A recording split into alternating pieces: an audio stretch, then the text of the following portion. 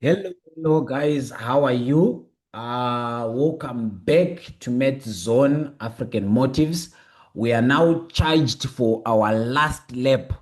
Now we are on the revision for the November exams. So today I brought you a question paper from the Eastern Cape, which was for grade 11, and this question paper was written in November 2023. It was a physical sciences paper 1 that was having 150 marks, and it was supposed to be written in 3 hours. So guys, let's start working on our revision. Let's get charged. Let's get more light on our revision. So let's see what this question paper was made of. What is it that they were expecting us to do? Like always, you would see that when it comes to our November exams, you would be having your multiple choice questions, which is out of 10. And those 10 questions would be having 20 marks. And you'll be given 4 different options, which is option A, option B, option C, and option D. And out of those 4 options, there is always only one correct answer. Now, let's get to see what is it that they wanted us to do on question number 1.1. Which one of the following quantities are all vectors? So from our given options, we are given different physical quantities, and we want to see which option has got vector quantities only. So what is it that we refer to as a vector quantity? It is a quantity that has got both magnitude and what? And direction. A physical quantity that has got both magnitude and direction. Our option A was saying mass, acceleration, and velocity. Mass is a scalar quantity, it has only magnitude. Electric field, distance, and velocity. Distance is a scalar quantity again. Force, electric field, and acceleration. All these three, they are vector quantities. Force has got direction, electric field has got direction due to the force that is moving the charges. Acceleration has got a direction that is directed towards the force that is causing the body to accelerate. And then speed, it's a scalar. Mass, it's a scalar. So our accurate option was going to be B. 1.2. What is the name of the perpendicular force that a surface exerts on an object in contact with the surface? So we will be having an object like that, and then that object would be resting on a surface. So the question is, what is that perpendicular force? So a perpendicular force is a force that acts on the 90 degrees. So our surface is on the horizontal surface. So they want this perpendicular force. What is the force that is exerted by the surface on our object? So that force that is exerted on our object, it balances the what? The weight of the object. And we know that that force is known as the what? As the normal force. So our answer there was going to be B.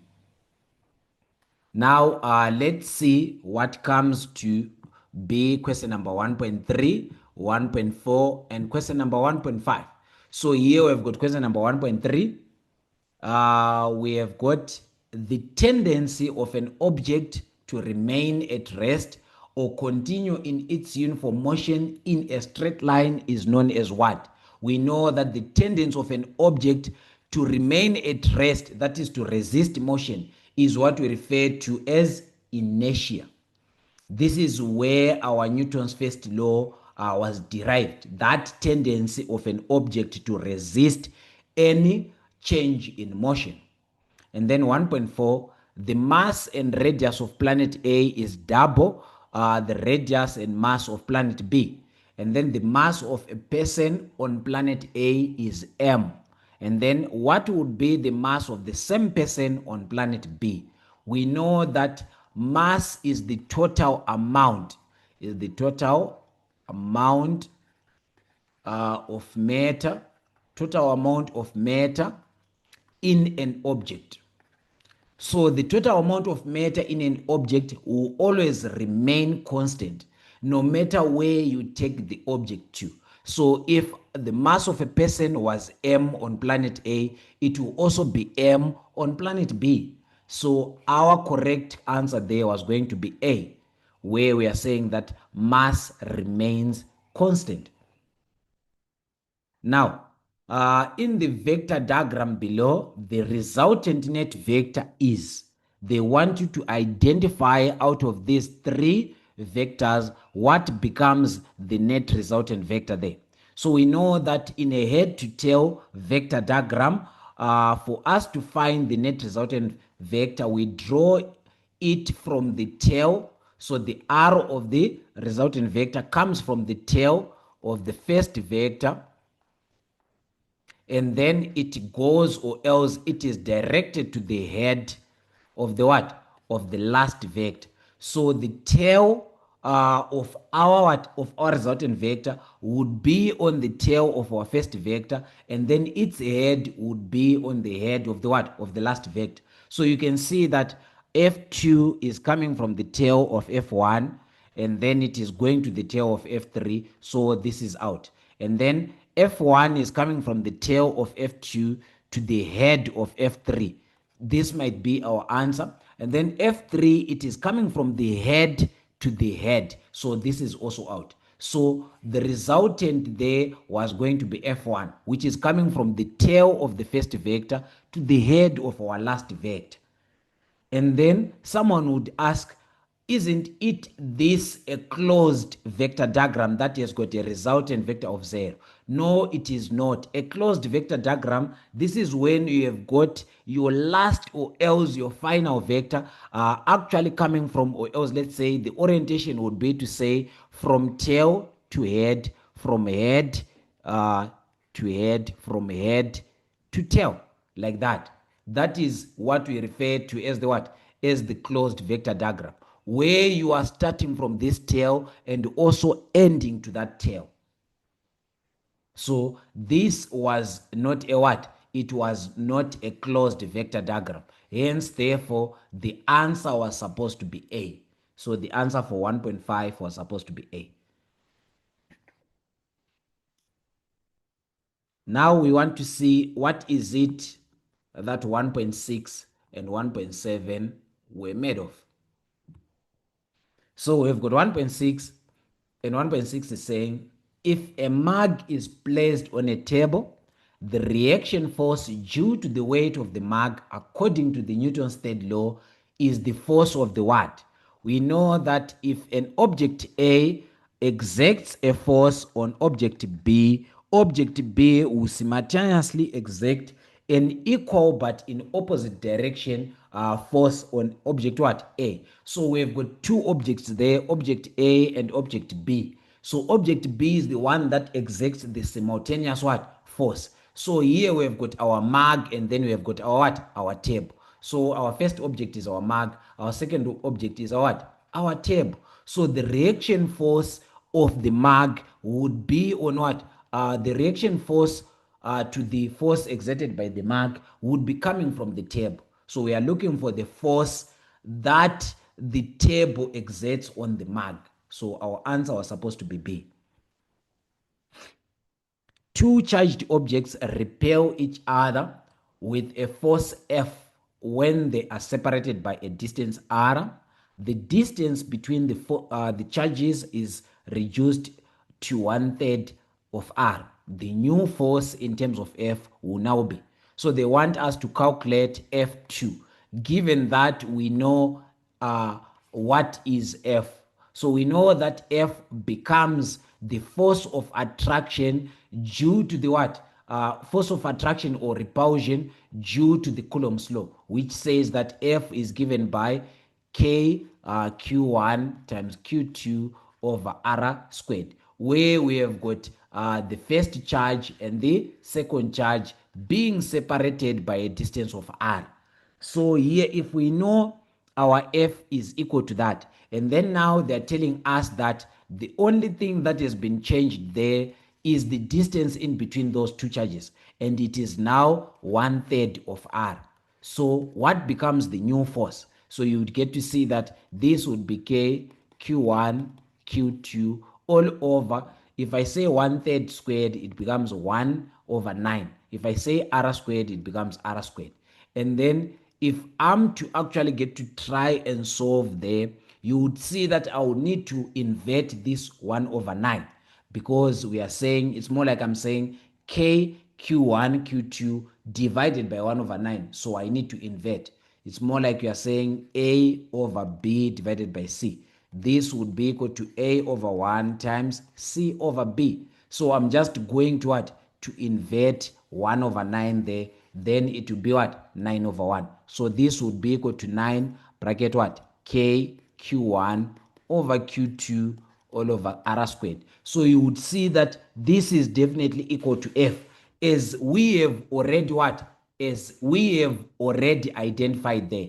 So our correct answer was going to be D. Our correct answer there was going to be D.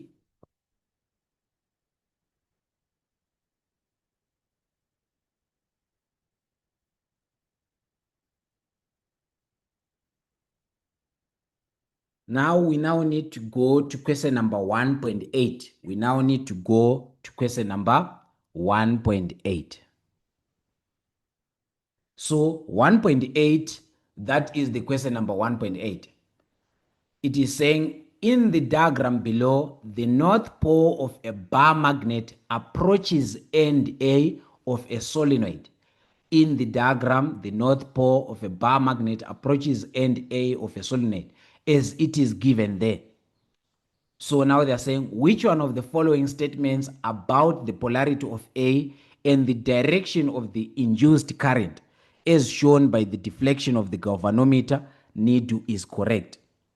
So here we are seeing that we have got this magnet, and this magnet is going to cause an electric current to be induced, or else an EMF to be induced within this solenoid.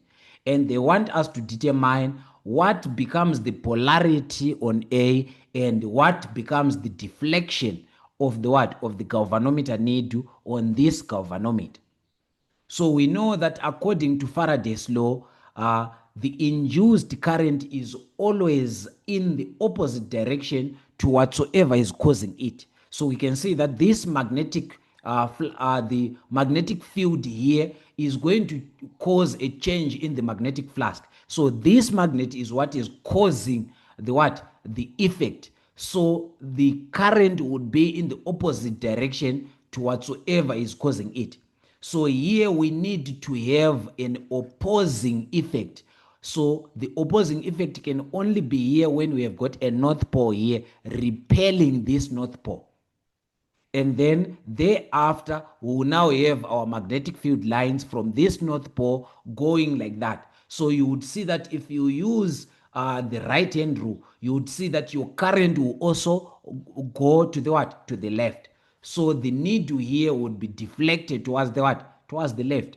So we are saying polarity of A should be a north pole. But however, the deflection of the galvanometer needle, it has to be to the left. So the correct answer there was supposed to be A. 1.9. The potential difference across the battery in the circuit diagram below is 10 volts.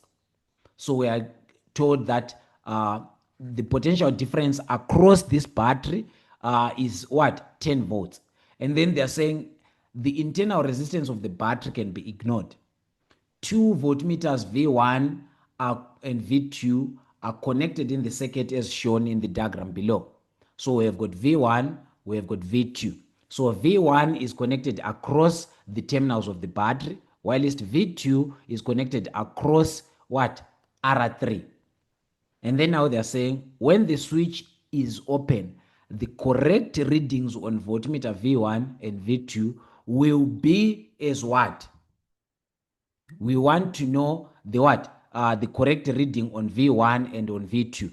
So the correct reading on V1 there is actually going to be what? It's actually going to be 10 volts, because there won't be any current that is flowing on this circuit. So on V1, we have got 10 volts.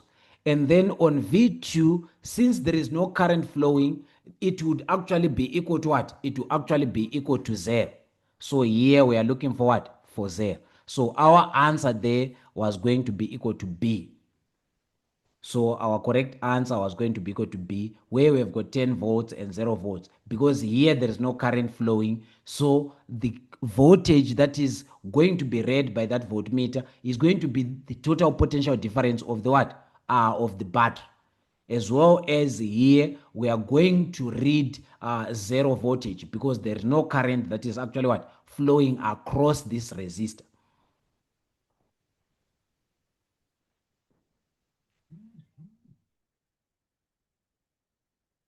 And then question number 2, three forces F1, F2, and F3 are applied to a crate as it is shown on that diagram.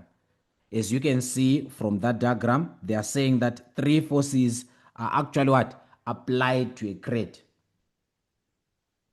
So now they are saying define the term resultant vector. Define the term resultant vector. We know that resultant vector,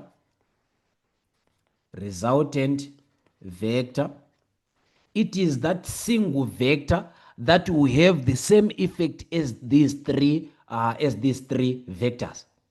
The resultant vector is the single vector that will have the same effect,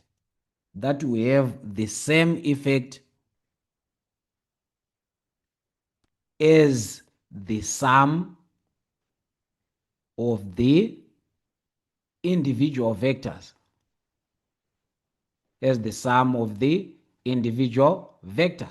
So that is what we refer to as the what? As the resultant vector. So now they are saying calculate the resultant of the three forces. Calculate the resultant of these three forces. So I'll give you a time to actually get to what? To look into those three forces just for a minute, so that we can start what? Resolving them.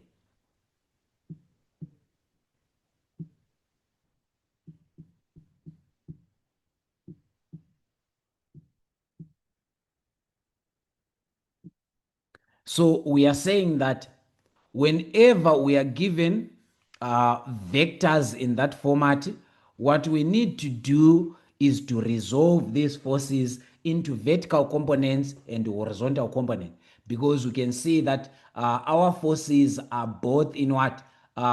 In vertical plane as well as in what? In horizontal plane. So we need our forces to be resolved into vertical component plane and vertical component what? And horizontal component plane. So we are going to resolve this force into its vertical component and its what? Horizontal component. And then we are also going to resolve this force as well into its what? Vertical component, as well as into its what? Horizontal component. So after that, we now need to find the resultant in the x direction, which is in the horizontal component, and then the resultant in the vertical component, which is in the y direction.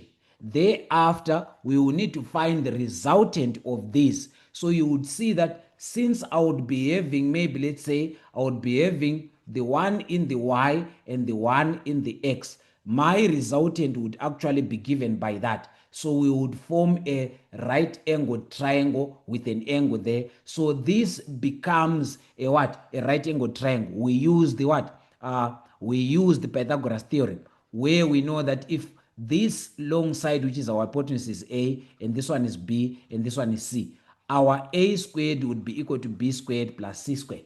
That is what we know from our what? From our Pythagoras theorem. So we need to resolve our forces into those components so that we can be able to later find the resultant. So after I've said that, allow me to just get to create some space this side so that we can be able to what? To do what I've said. So along the x-axis, I would be having what? Along this x-axis, I would be having this force, which is what? F3, plus I would be having the horizontal component of F1. So I would be having what? F1 its horizontal component plus I would be having the horizontal component of what? Of F2. F2 its horizontal component. And then on Y, I would be having the vertical component of F2. Vertical component there. And then I would be having the vertical component of F1. Here I'm supposed to have vertical components. So when I do that, I would find the resultant along the X and the resultant along the Y. That is what I want to do there. So let's get started to do that. So just allow me to have to. So I would say Rx. Now I would choose a direction. I would say let going to the right be positive so that this one will be negative. So this one will be negative 450 newtons plus I would have the horizontal component along here. Now you would see that I now need to have this theta. So theta would be equal to, theta is equals to 90 minus 30, which will give me what? 60 degrees. I will need to subtract this 30 from here because we always take the angle that is made by the force from the x-axis or else along the what? The x and that force.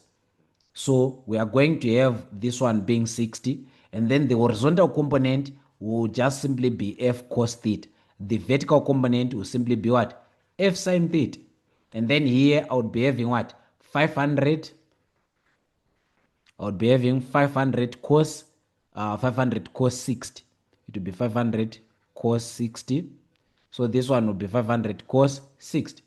After 500 cos 60, I would also have the other horizontal component is due to this 600. So here I would be having plus 600 cos 50.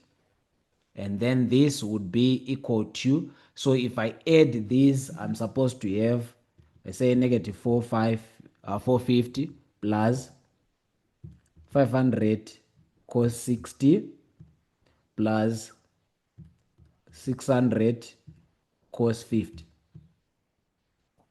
I'm going to have 185.67 0.673 newtons. That is my resultant along the x-axis.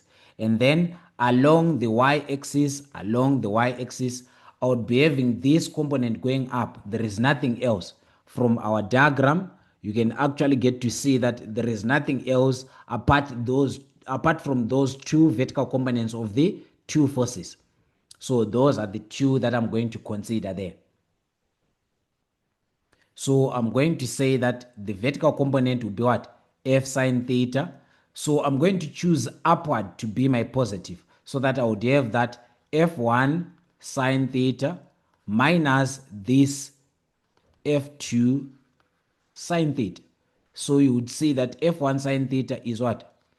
500 sine 60 minus 500 sine 50. And then at the end of the day, I would have 500 sine 60.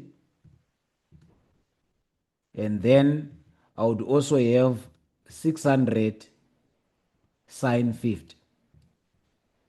That becomes equal to, so I'm saying 500 sine 60 minus 600 sine 50. I have to have a negative, so this one would be a negative 26.614 Newton.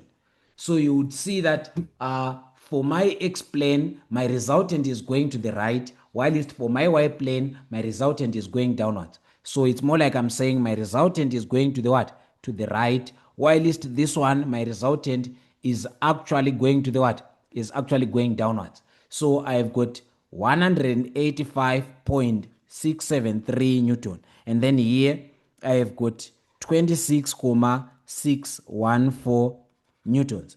And then the resultant, definitely starting from this tail to the head of my last vector, my resultant here would be given by that. And this is the angle of my resultant. So you would see that we would form a right angle there. Since we would form a right angle there, this becomes my adjacent, and then this would become my opposite. So I would be having my resultant being given by.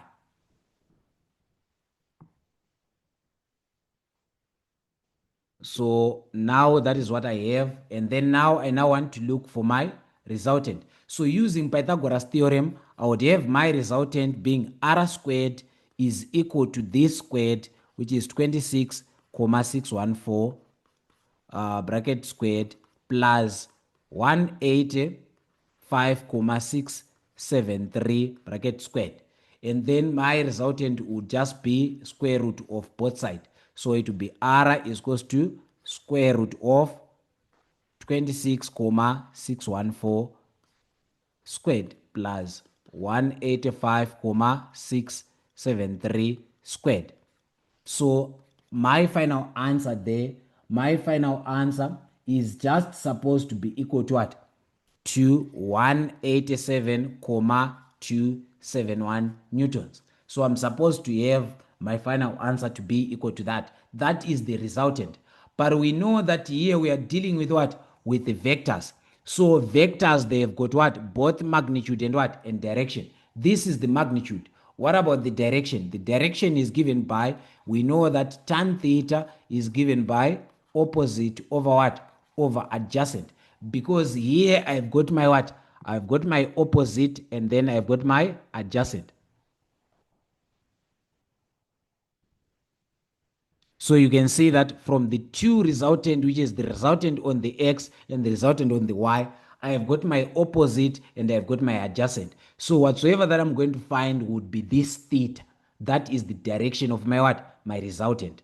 So I'm going to come here and then I would come and say my it would be 26,614 divided by 185, I said 185,670. So theta would actually be arctan of that, which is arctan of 26,614 divided by 185,673. And then this was going to give you a direction of what? It was going to give you a direction of it has to be 9 point. So let's do that.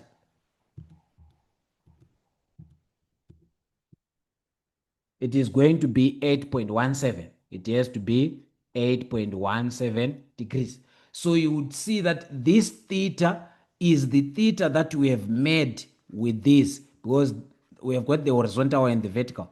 So our theta that we are looking for is this one. So this is going to be 8.17 degrees from this x-axis. From this x-axis, that is going to be our theta, where r is this one. So we usually get to give it as a negative. So our resultant can actually be quoted as 187,271 Newton. And then you get to say where theta is equal to what? Negative 8.17 degrees. Because we are saying that we usually measure our direction from being a positive from the what? From the x-axis. So going clockwise. So we measure our in a clockwise direction. That gives us a positive. But if we are going in an anti-clockwise direction from our x, it becomes a negative. So our theta is going to be negative 8.17 degrees. That becomes our resultant. So that is what they expected you to do there. Now let's see the following question. What was it saying? It was now saying, explain why the three forces will not form a closed vector diagram. So these three forces will not form a closed vector diagram because we are saying that our resultant is not equal to zero. It's not equal to zero. Since our resultant is not equal to 0, then our vector diagram is not going to be what? A closed vector diagram. We can only have a closed vector diagram when our resultant is equal to 0. So since our resultant is not equal to 0, we are not going to have a what? A closed vector diagram. Now, let's check question number 3. I want you to take a moment and look into question number 3. Just a minute. Look into question number 3.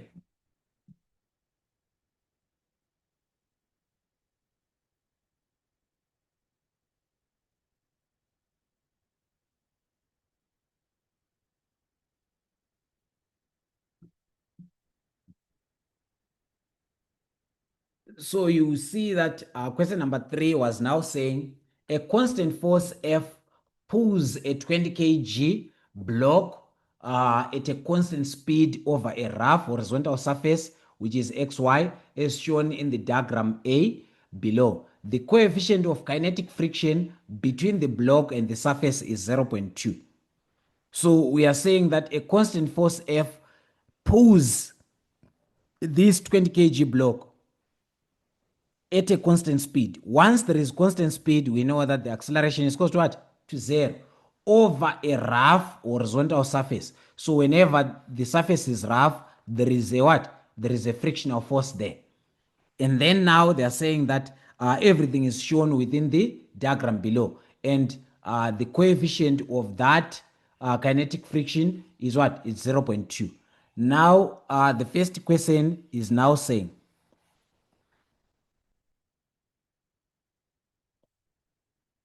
give a reason why the coefficient of kinetic friction is no unit. How do we find the coefficient of kinetic friction? We know that mu k would be equal to the what? It would be equal to the force, the kinetic friction all over the normal force, or else the kinetic frictional force all over the normal force. So it is a ratio between two forces, or else it is a ratio of two forces. So you would come and say, because it is a ratio of two forces. So whenever we have a ratio of two what physical quantities, we know that that ratio becomes a what? A dimensionless ratio, or else it has no units. So you say, therefore, it is no units.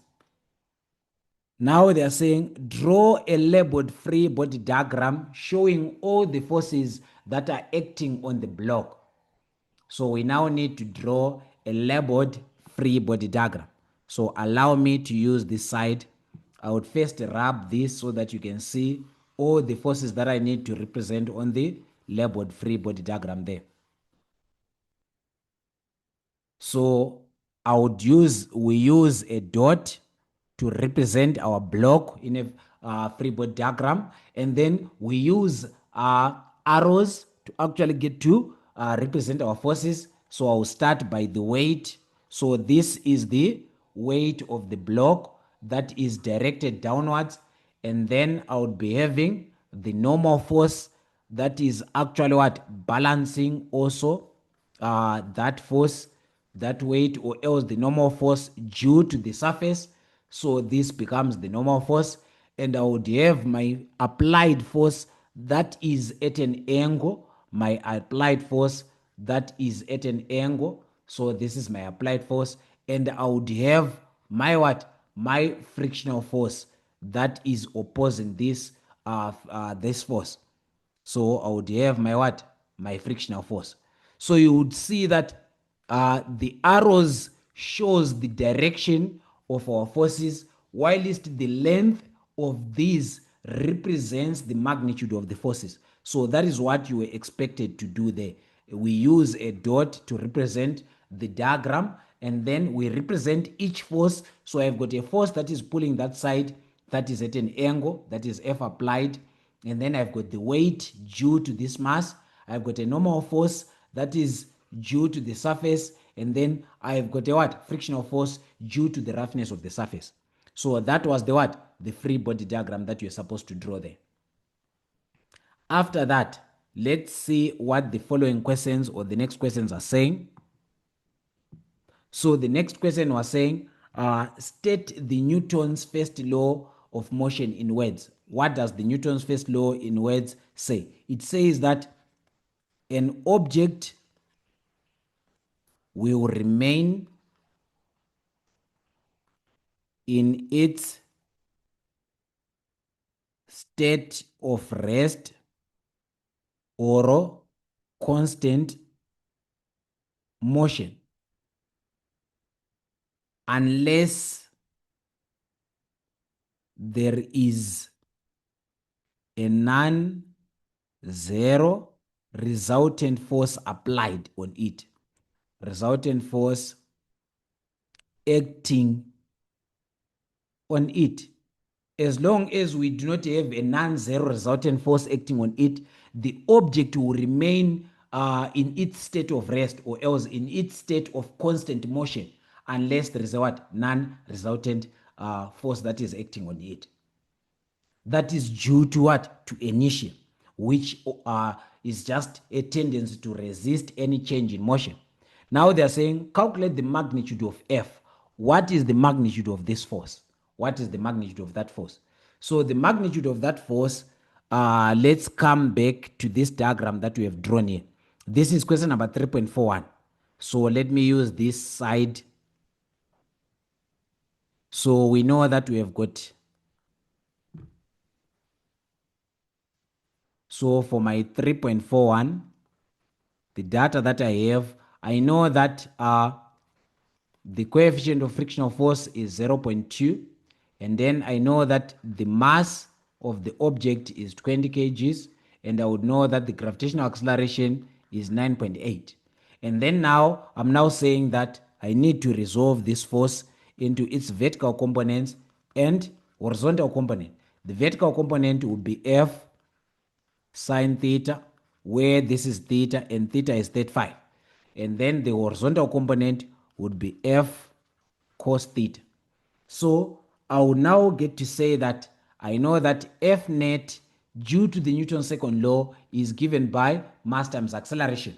But however, since our acceleration is 0, therefore this means that the net force would be equal to 0. So I would know that the net force on the x-axis is equal to 0. The net force on the y-axis is also equal to 0. So I need to use that law to say that Fx net should be equal to 0. But I now need to find what is, or else what gives the net force along the x-plane. I would have this frictional force, that frictional force plus the horizontal component of that force, that is F cos theta. So these two are equal to 0.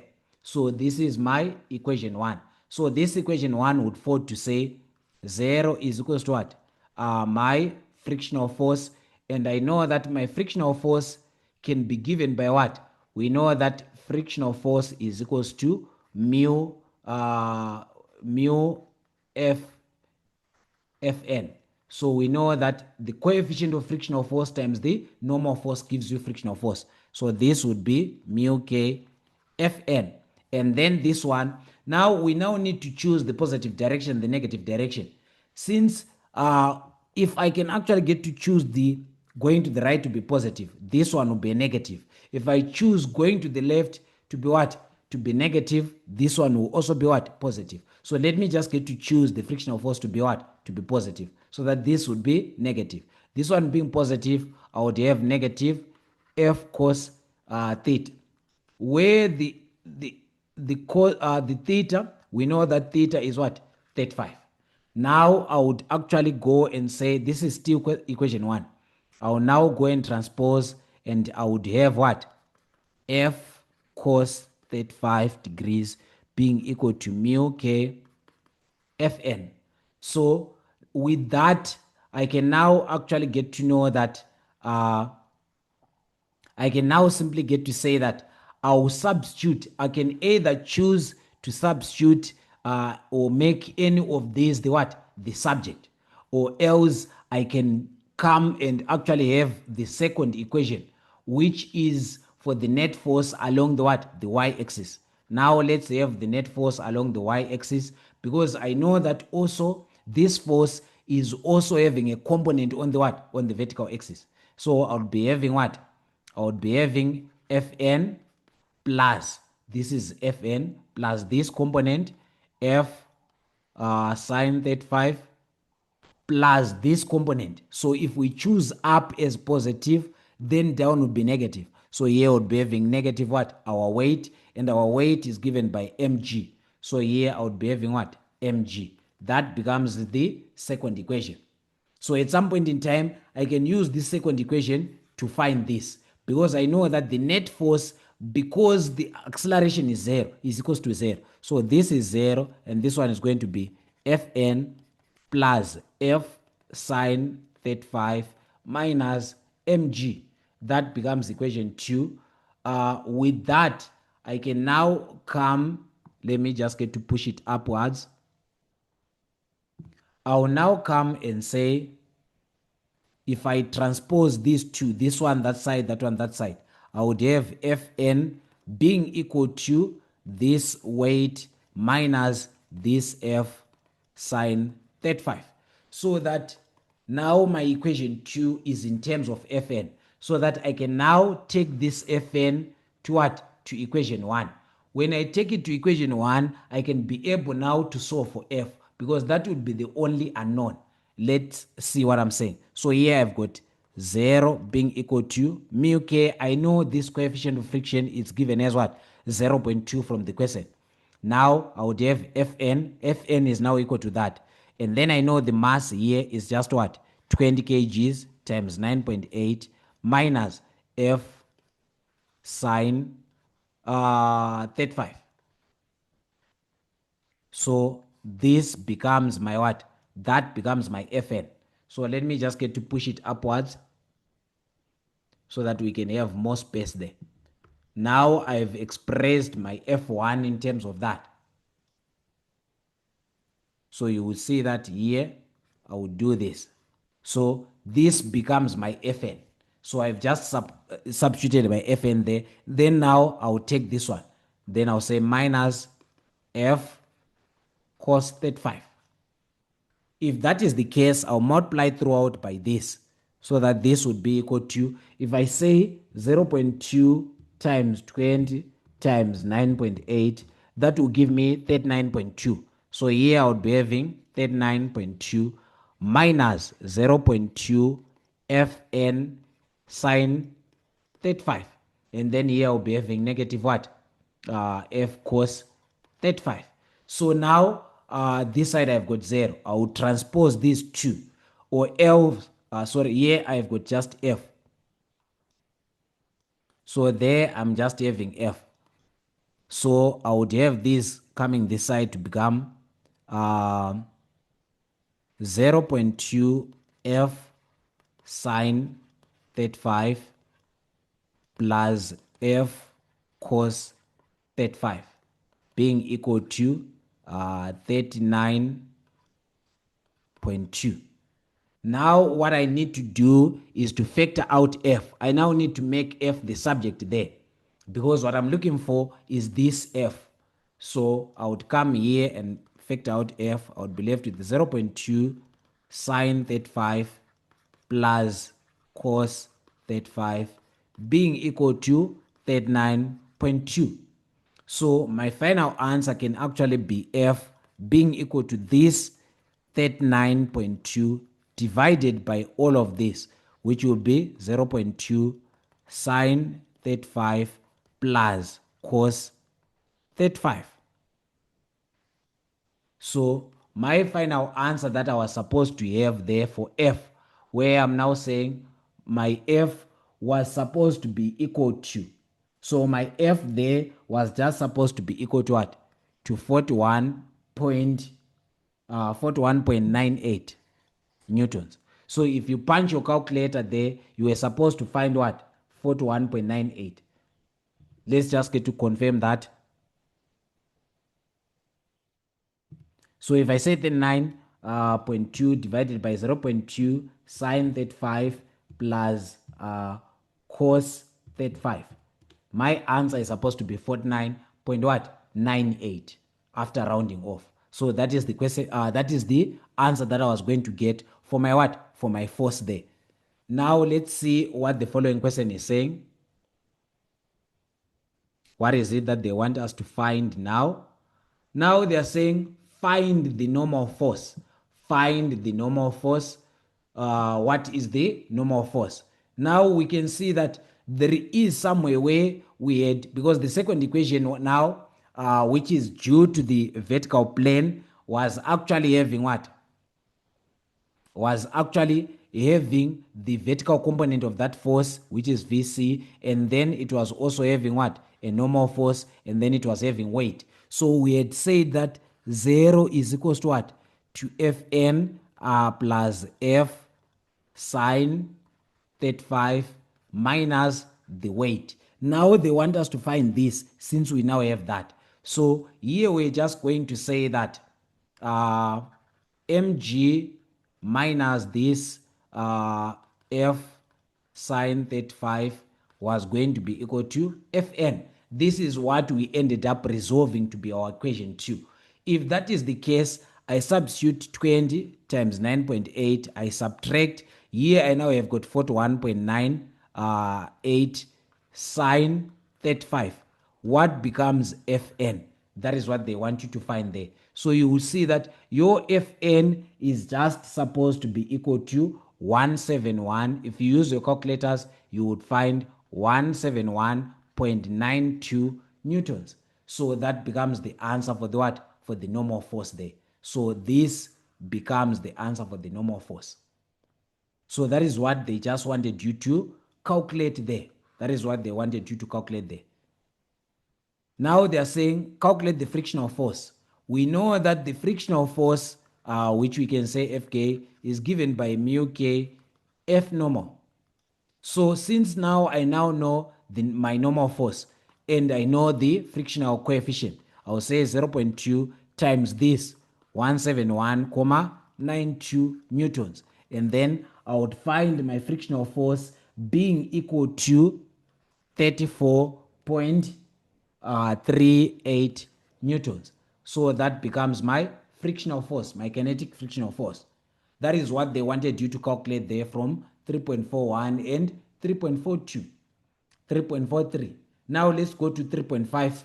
Let's go to 3.5. So you would allow me to rub some other things that won't be necessary there, because we are done with 3.4. We are now looking at 3.5. Now we want to create space for 3.5.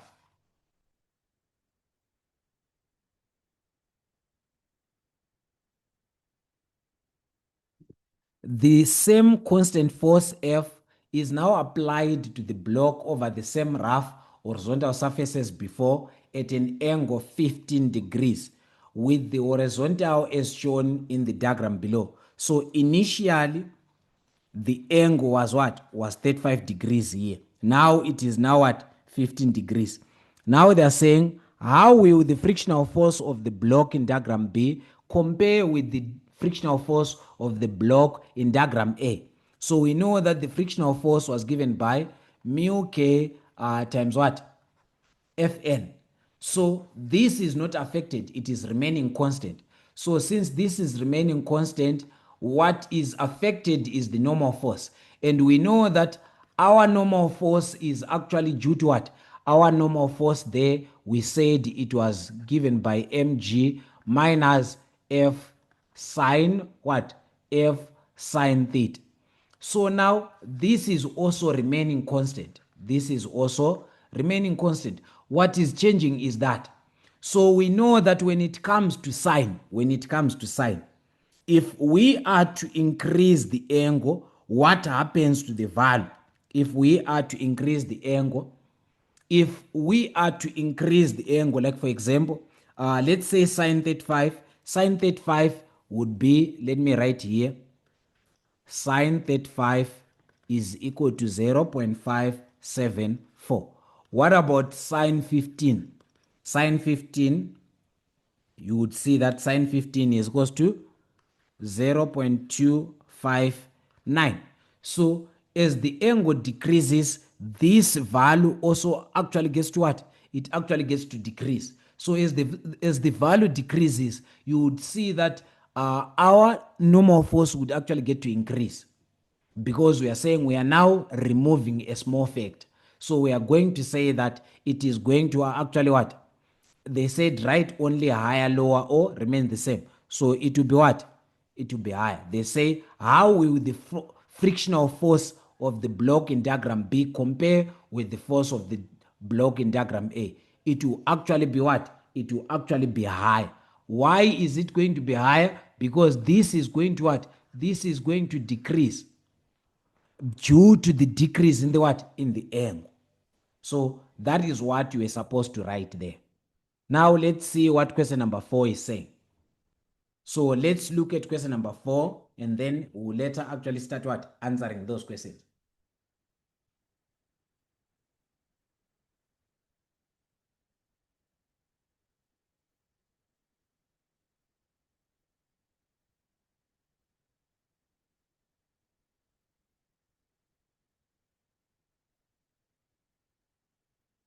In the diagram below, an 8 kg block is connected to a 4 kg block by means of a light.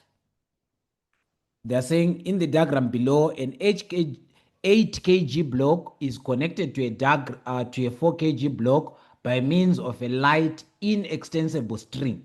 So this 8 kg block is connected to that 4 kg block through a light inextensible string, and then a constant force of 55 newtons, is applied to the 8 kg block to accelerate the combination of blocks to the right. So this force is being applied to this to accelerate the combination of the blocks to the right. So our motion is actually going to the what? To the right. So we want to actually get to accelerate our motion to the right. Now they are saying the kinetic frictional force between the 4 kg block and the inclined plane is 4 Newton. So the kinetic frictional force here, because our motion is in that direction, our kinetic frictional force, so we can say Fk is going in that direction. And that frictional force is what? 4 Newton. And they're saying that while the kinetic frictional force between 8 kg block, so the kinetic frictional force there, they're saying it's 8 Newton, because our motion is in that direction. Now they're saying state Newton's second law of motion in words. So we know that the Newton's second law is actually given by that equation. So what we need is to interpret this equation in words. And how will we do that? We would actually get to say that if a net force, this net force is applied to an object, the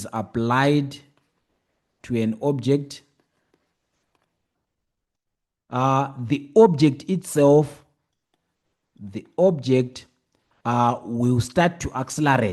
will start to accelerate, and the magnitude of this acceleration will be directly proportional to the magnitude of the net force applied. It will start to accelerate with an acceleration, or else with an acceleration whose magnitude would be directly proportional to the what? To the force being applied. With an acceleration directly proportional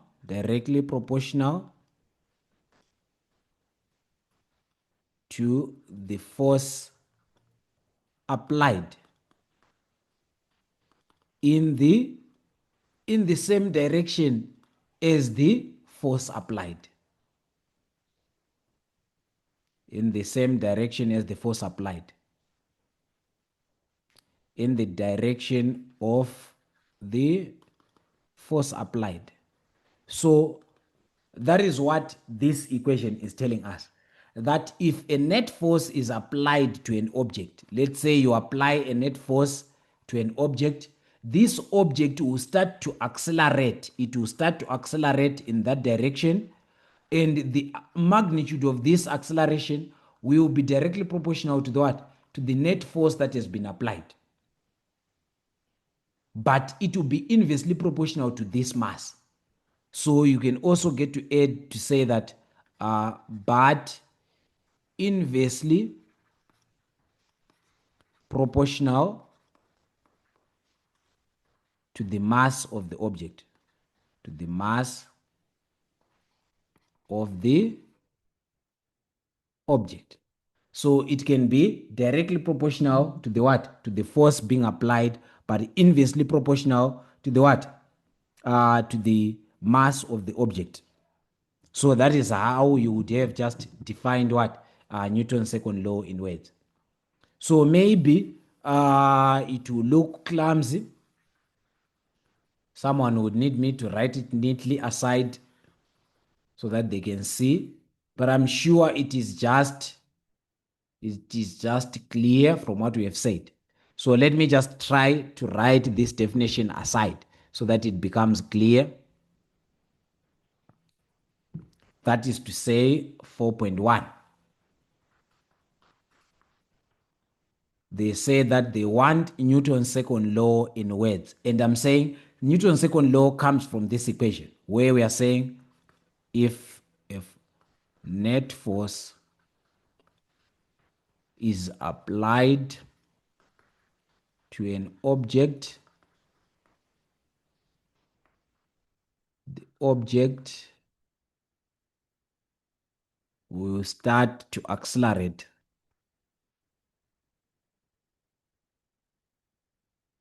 with an acceleration that is directly proportional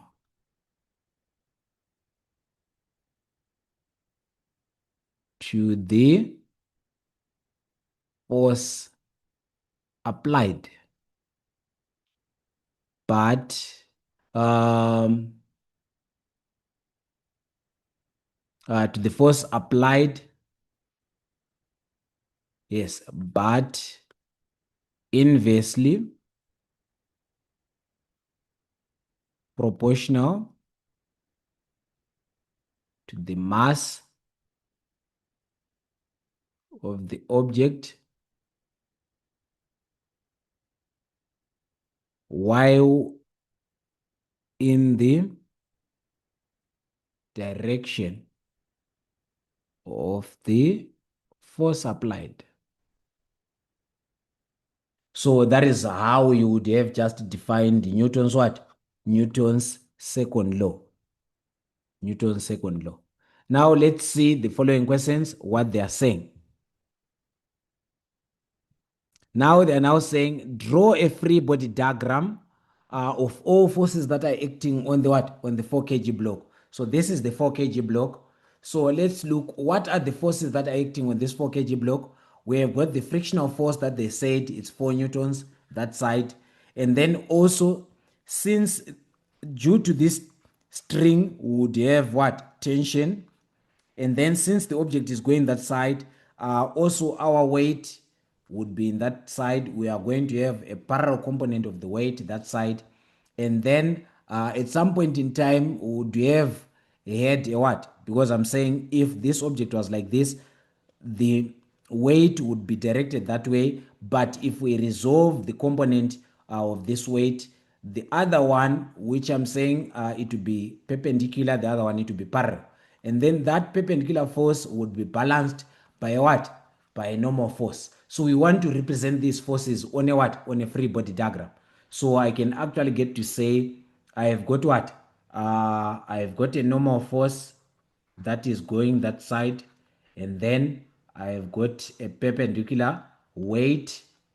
So I'll say FG, that is perpendicular, and then I would have my tension that is going that side, and then I would have my frictional force as well as my what? I'll have my frictional force as well as my weight. So I would have my frictional force and my weight there. So allow me to represent the other one with the other color, but they are all coming from the what? From the same object there. They are all coming from the same object. So here I would be having the frictional force, and then there I would be having the what? The weight component in the parallel plane. So this is what you would have just drawn there. This is what you would have just drawn there. The diagram representing all the forces acting there. So this should guide you on how many forces you should put. So here we have got 1, 2, 3, and then the fourth one is the weight that is being resolved into two different components, but it's just one. And then here they're saying calculate the tension in the string connecting the two blocks. Calculate the tension in the string that is connecting the two blocks. So here I would like you to allow me to wrap this. Maybe I'll draw it on the other side so that you can actually get to see what's happening within our blocks. So I would say that here there is tension, and this tension is going that side, while this the tension on the 8 kg block is also going that side. But these two tensions, they are equal. And then here I would have the frictional force, which they said is 4 Newton. And then I would also have the parallel weight component, which is 4 Fg parallel. And then this side, I would have the weight component going down, and then I would have the normal force going up, and then here I would have this 55 Newton going that side. So I need to actually get to look on what? On the forces on the 4 kg block, and then I will also need to look on the forces on the 8 kg block. So these are the forces that are on the 8 kg block, these are the forces that are on the 4 kg block, and then I will use those forces to calculate what? Tension. That is what I'm going to do. So I wanted you to see before I can go where I would want to create space to do that equation. So now, since we have done this, let's just get to wrap this so that we can use this space. It will be nearer to our diagram. If we want to refer, we can be able to just get to move back there.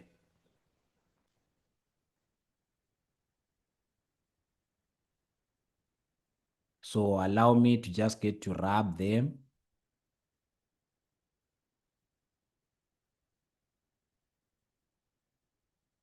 So I want to consider forces that are on the 4 kg block. And then I will later consider forces that are on the what? On the 8 kg block. So we know that from the Newton's second law, so the first question was a hint. We need to use this by all means. F net is equals to ma. But however, since the object is actually what? Since the object is actually moving at a constant speed, since the object is actually moving, sorry, I'm now thinking of the other question.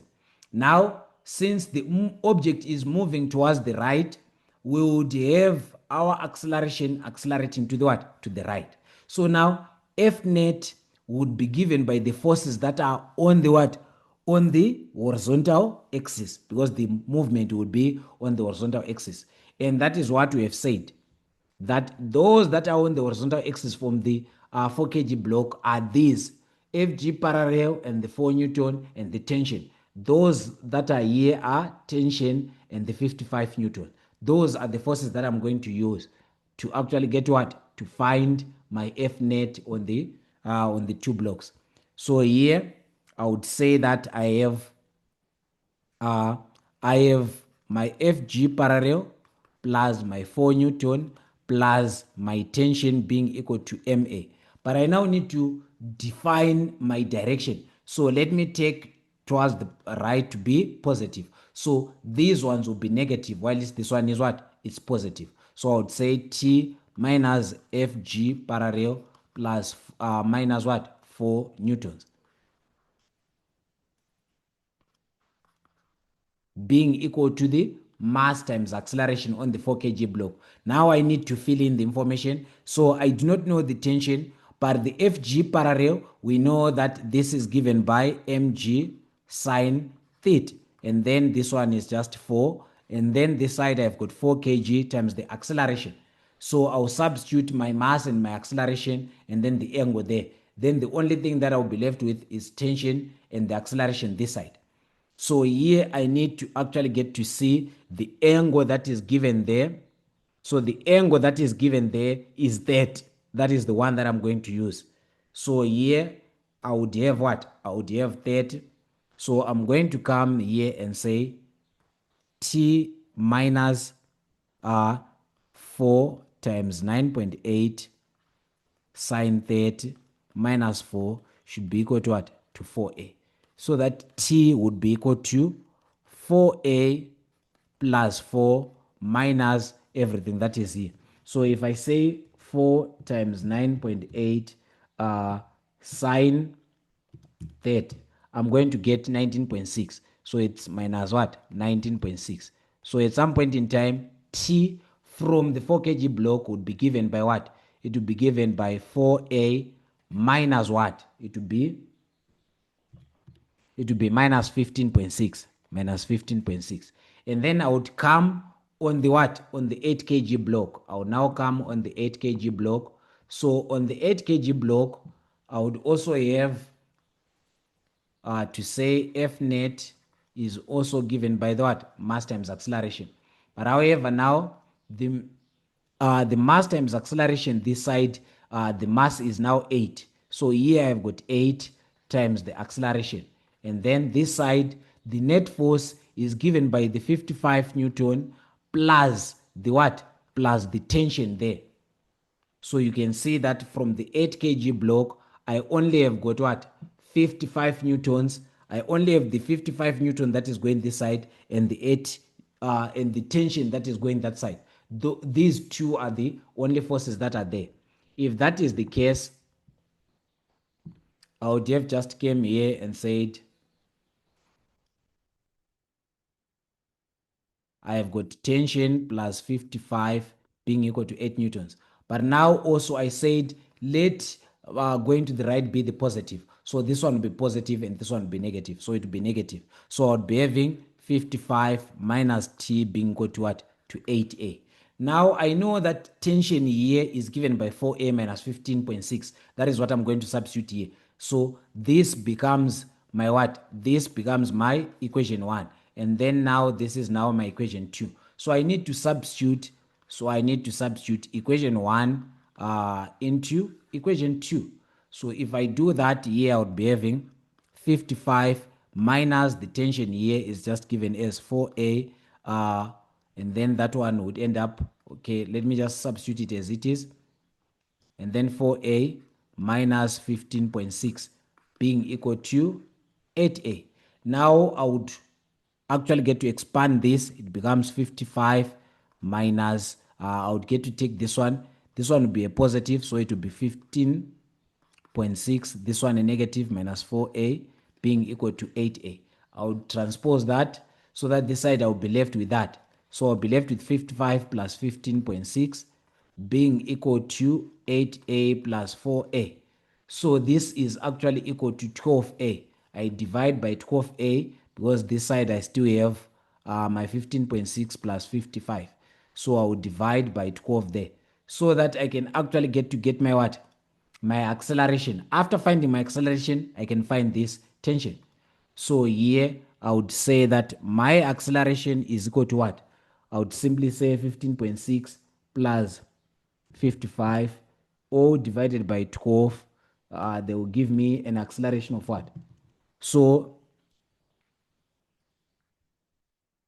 here I'm just going to say 55 plus 15.6 and then I divide by 12 and then I'm getting an acceleration of 5.883.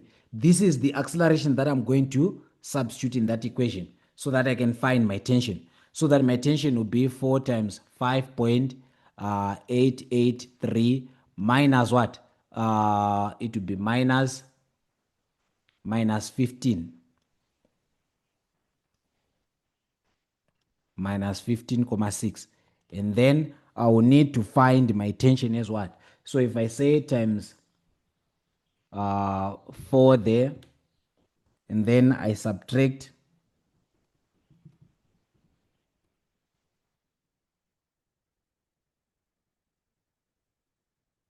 So now if I'm to subtract, I just need to cross check. I think there should have been somewhere where I made a mistake somewhere somehow, because my answer that I have here with the answer that I'm now finding now, they're a bit different.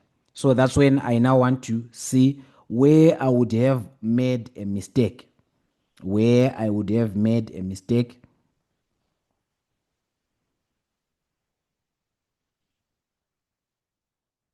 So if I come here and then okay. Oh, so no, yeah, this should be correct because here it's what? It's sign that. And then I had used another value and then everything. So here I would actually get to find the answer here that I'm supposed to find is just to say if I say 4 times 5.883 being equal to that minus 15.6, I'm now getting 7.932. 7.932. So that becomes the what? My tension in newtons. And that becomes my acceleration. So that is how you use the what? The forces on the 4 kg block and the forces on the 8 kg block to actually get to what? To actually get to find the tension as well as the acceleration. Now let's look on the following question. What is it that they want us to do? So pardon me there, I had substituted a different value here. So the value that I had used here, it is different from that. I had actually used a different value. That's why I was now having two different answers. But however, if you use that, I'm sure you're supposed to get to the answer that you have gotten. So what is more important is the method and being able to follow through whatsoever that you're doing. Now they are now saying, so that was the tension that we were looking for. They're now saying the angle of inclination is decreased to 10 degrees. So this angle is now decreased to what? To 10 degrees. That is what they are now saying. It's now decreased to 10 degrees. And then they are saying, how will the change affect the coefficient of kinetic friction?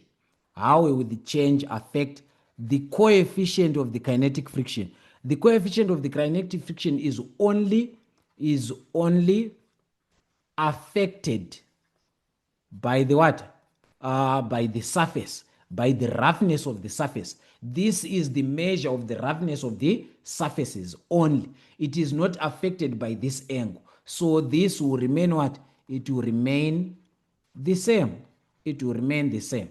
So you would have just to say that it will remain the same. Why? Because the coefficient of frictional force is only affected by the surfaces, not by the angle of inclination. That is what we are supposed to say there. So now let's go to question number 5. Let's go to question number 5. Let's go to question number 5.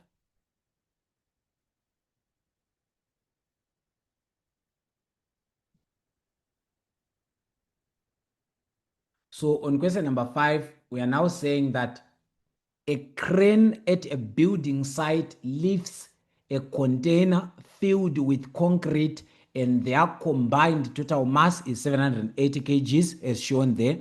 The container is lifted upward at a constant speed by means of a light inextensive cable as shown in the diagram below. Ignore the effect of air friction. Draw a labeled free body diagram of all forces acting on the what? On the container as it is being lifted up. So the forces that are acting here, it's only the what? The weight of the object. The weight of the object as well as the what?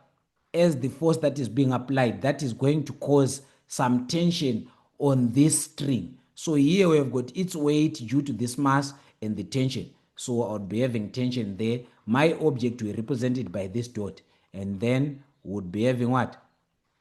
That weight and that tension. So here, since they say that it is moving at a constant speed, the net force is equal to 0. So one thing that I would advise is to say you have to make sure that the length of this line, it has also to be equal to the length of that line, because these two forces are equal. because we are saying that the resultant there, it has to be zero. So these two forces, they have to be what? They have to be equal. This can be represented as Fg or else it's just weight. So that is what you would have just drawn there. And then now let's see what the following question is now saying. Now the following question is now saying, calculate the tension in the cable. Calculate the tension in the cable. So like I said, F net is actually equal to what? To zero. And we have got two forces, which is tension plus our weight. Now we need to determine which one is positive and which one is negative. So going up can be positive, going down can be negative. So if going up is a positive, I would actually say 0 is equals to T minus the weight. Therefore, my tension would be equal to the what? To the weight. And my weight is given by the mass times the gravitational force, which is equal to what? 780 times 9.8. And that would be equal to what? If I say 780 times 9.8, which is equals to 7,000. So this would be 7,644 newtons. 7,644 newtons. That becomes the tension. That becomes the tension. So that is what you are supposed to. Now they are saying the crane changes the tension in the cable to 7,800. You see now, the initial tension that we have calculated is 7,644 newtons. Now the tension is now 7,800 newtons. They are saying, how does this influence the acceleration of the container? So since we said F net, which is equals to MA, is equal to tension minus the weight is remaining the same, but the tension is now more than the weight. So you would see that this would actually give you a what? An increased acceleration. Why? Because we are saying now tension is greater than the weight, so there will be an increased acceleration. So we are going to say that the acceleration increases. Why? Because tension is now greater than the what? The weight. And F net is now no longer equal to what? To zero. F net is no longer equal to zero. So how you would have answered this question, you would have just came here and said, let me just erase those and let's deal with this question separately. So here you would have just came and said increases. Why will it increase? You would say because tension is now greater than the weight. Therefore, F net is no longer equal to what? To zero. So if F net is no longer equal to zero, it means acceleration is now greater than zero. Now they're saying calculate the acceleration of the container. Now, how would you calculate the acceleration of the container? We are going to say FMA because we are saying F net is equals to MA. So if F net is equal to MA and this F net is equals to tension plus the weight, which we later decided to say tension minus weight. So I would come and say 7,800 minus 6,400, 7,644 should give me my mass times acceleration. If that is the case, I would simply need to actually get to substitute my mass there. So my mass is what? 780 times the acceleration being equal to what? 7,800 minus 7,644. So my acceleration would be equal to, I divide throughout by that. It would be 7,800 minus 7,644 divided by 708. And the acceleration that I'm supposed to find there, the acceleration that I'm supposed to find is just supposed to be equal to what? If I use my calculator there, my calculator is giving me 0.2 meters per square second. 0.2 meters per square second. That was question number 5. Now let's go to question number 6. Now let's go to question number 6. So I want you to look into that question. I want you to look into that question.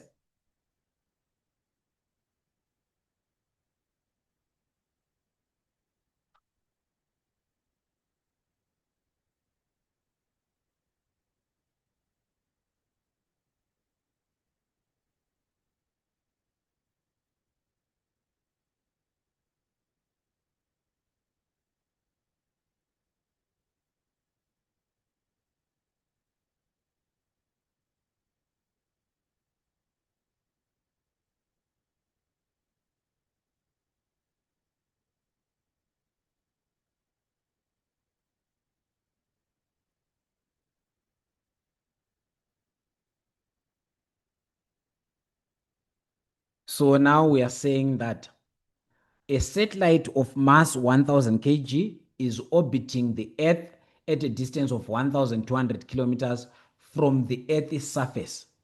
So they're saying this satellite is orbiting from a distance of what? Of 1,200 kilometers. And then they're saying, how does the force which the Earth exerts on the satellite compare with the force that the satellite exerts on the Earth? Answer only greater than, less than, or equal to, and state the relevant physics law that you apply to answer the question. So we are saying that it is going to be equal to. It will be equal to. Why? Due to Newton's what? Due to Newton's third law. So this is due to Newton's third law. And what does Newton's third law say? Because here we are using what? We are using Newton's third law. So we need to define what Newton's third law says.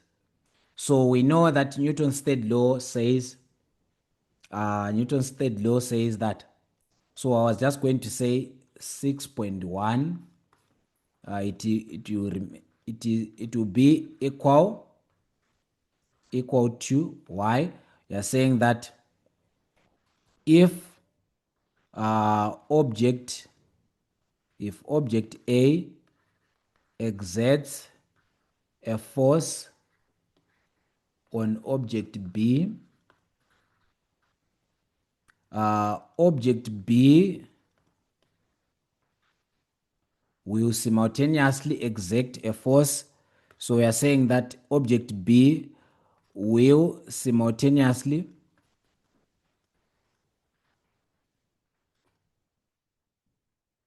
exert a force, an equal force to exert an equal but opposite force on A. So if we're having two objects in interaction, that is what Newton said on his third law. If we're having two objects in interaction, that is to say, if object A exerts a force A on B, B will simultaneously exert an equal but opposite force of what? Of FB on A. So that is the law that will help us to say that the force that will be exerted by the Earth on the satellite is equal to the force that will be exerted by the satellite on what? On the Earth. Now let's see the following question. Now they are saying, state Newton's law of universal gravitation in words. So Newton's law of universal gravitation is just given by this formulation. So we need to state this in words. So we are saying that if two objects are in the universe, they get to interact with each other, we would have a force of attraction between those two objects that is what? Directly proportional to the magnitude of the what? Of the two masses, and inversely proportional to the square of the distance in between them. So here we would say that 6.2, each body in the universe exerts a force, it exerts a force, or else it attracts. So I can actually get to say it exerts a force on other objects. If each body in the universe exerts a force of attraction on every object, where this force is now, so we are saying each body in the universe exerts a force of attraction on every object that is directly proportional to the product of the two masses of the different bodies, and inversely proportional to the square of the distance in between them, to the square of the distance in between them, distance in between their two centers. So the distance has to be in between the two centers of the bodies. Now they're saying calculate the force that the Earth exerts on the satellite to keep it in orbit. So this we have done. Let's just get to what? To wrap this, because we are saying that each body in the universe exerts or else attract every body with a force that is directly proportional to the mass, to the product of the masses, and inversely proportional to the square of the distance. Now they're saying calculate the force that that the Earth exerts on the satellite to keep it in orbit. So we are going to say F is equals to G m1 m2 all over what? Over r squared. So we now need to find the mass of the Earth, and then we now need to find the radius of the Earth, so that we can be able to find the what? Because if you look into this, the distance of this satellite from the Earth, it is from the outer space. So we need to know the radius so that we can know the total distance. So we would add this radius plus this distance to know the distance in between the two centers, because you can see that the distance here is from the center up until the outer space, and then now we want the distance from this center to that center. So we need the radius of the Earth, we add it with that. We need the mass of this, because we have the mass of that. They said the satellite has got a mass of what? 1000 kg. So that is what we need there. Once we have those, we'll now come and substitute them here. So I'm just saying here that we need, let me say, the mass of the Earth, the radius of the Earth, so that we can have this m1 being equal to the mass of the Earth, m2 being equal to the mass of the other satellite, which is 1000 kg, and then r being equal to the radius of the Earth plus 1200 what kilometers. So 1200 kilometers is more like 1,200,000 what meters. So we need to add those. So here I've got uh let me say that here I have got the formula sheet, so that and also the data sheet, so that we can be able to get the mass of the Earth as well as the radius of the Earth. So you would see that the mass of the Earth, it's 9.11 times 10 to the power negative 31 kgs, and then the radius is 6.38 times 10 to the power 3. So those are the two that we need there.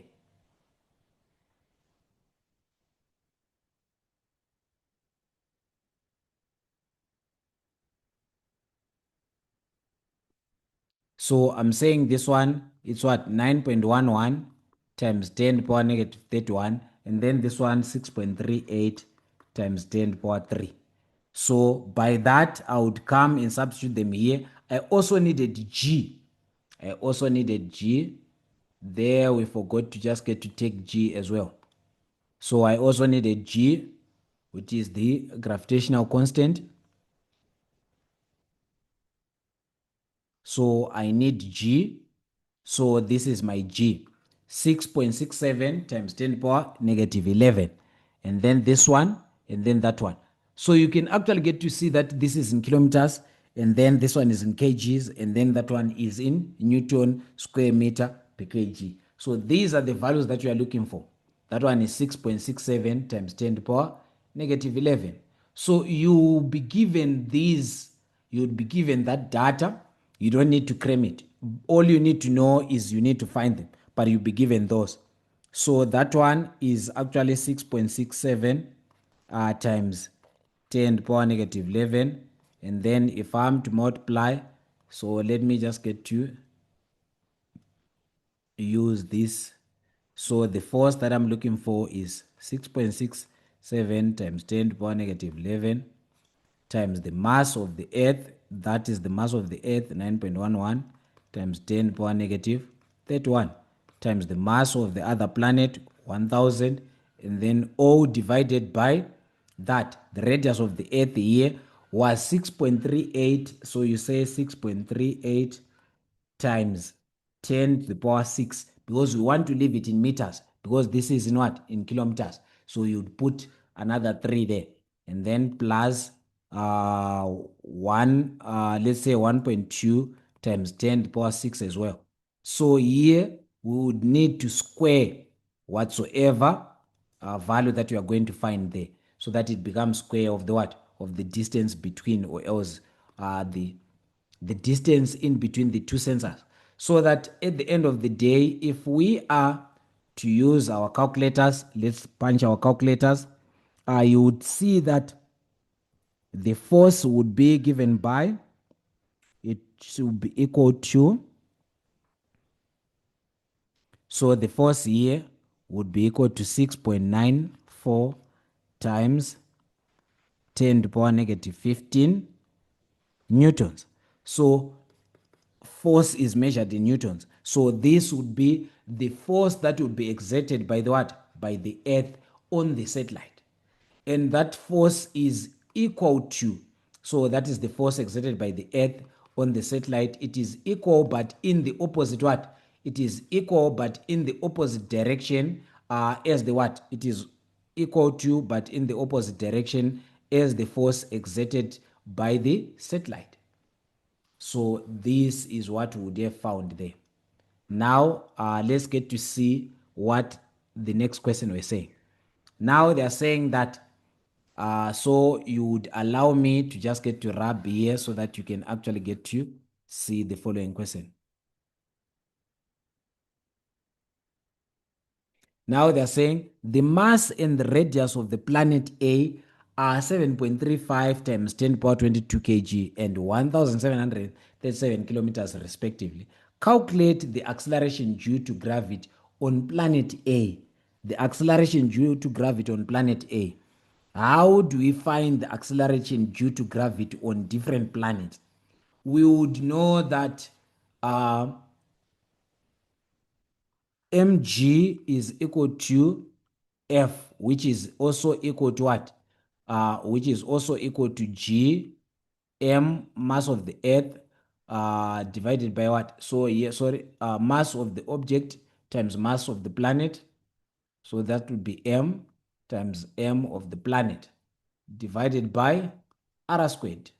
So these ones, they will cancel out. So gravitational acceleration g, this g would actually be equal to g mass of the planet divided by what? By r squared. So I'm just going to say the mass and the radius of the planet. So here the mass is that. So I will simply take the same value that I took there for g, 6.67 times 10 to the power negative 11. And then the mass of the planet is this, 7.35. This value is given for g. You just have to take it from your what? From your information sheet. Times 10 to the power 22 kgs, all divided by this radius squared. So that is 1737 times 10 to the power 3 in meters, because this is given in kilometers. So you multiply by 1000 there, and this one will be squared. So the acceleration due to gravity on that planet was going to be equal to, it was going to be equal to what? 1.62 meters per square second. So it was going to be 1.62 square meters per square second. So that was that for question number 6. Let's go to question number 7. Let's go to question number 7. So for question number 7, they're now saying 3 identical spheres A, B, and C are placed on a plastic stands as shown in the diagram below. The charge on sphere A is positive 5 nanocoulombs, sphere B negative 8 nanocoulombs, and C is neutral. The 3 spheres are brought into contact with each other and then they are separated. we know that if you bring these charges together and then later separate them, we are going to have a net charge that would be equivalent to the sum divided by 3. Now they are saying calculate the net charge on each sphere after separation. That is what I was saying. So the net charge, so you say Q net would be equal to charge of A plus charge of B plus charge of C, and then you later what, divide by 3, because they are going to distribute this charge and actually get what, to have an equal charge. Now if that is the case, the charge on A is just 5 times 10 to the power negative 9 plus we have got negative 8 times 10 to the power negative 9 plus a 0 divided by 3 there. So if I do that and then I divide by 3, I'm supposed to find a net charge of what? I'm supposed to find a net charge of negative 1 times 10 to the power negative 9. Because if you say 5 minus 8 to give you 3, it will give you negative 3 divided by 3 to give you negative 1 nanocoulombs. That is what we have just found there. So the charge there would just be negative 1 nanocoulombs. After that, 7.12 is saying calculate the number of electrons in excess or deficit of sphere C after separation. So the number of electrons, how do we calculate the number of electrons?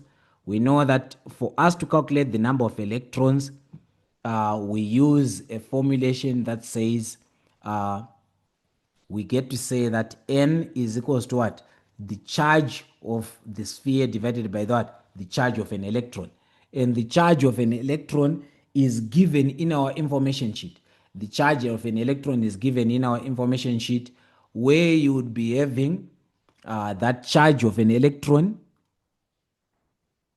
So here I was hoping that I would be having that charge of an electron, which is this one.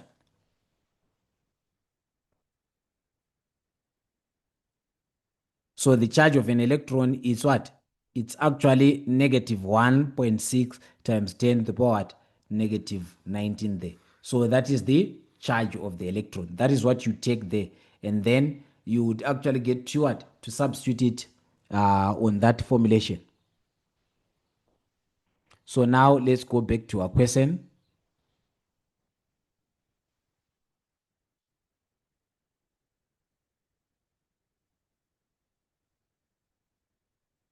So now I have got the net charge now after separation.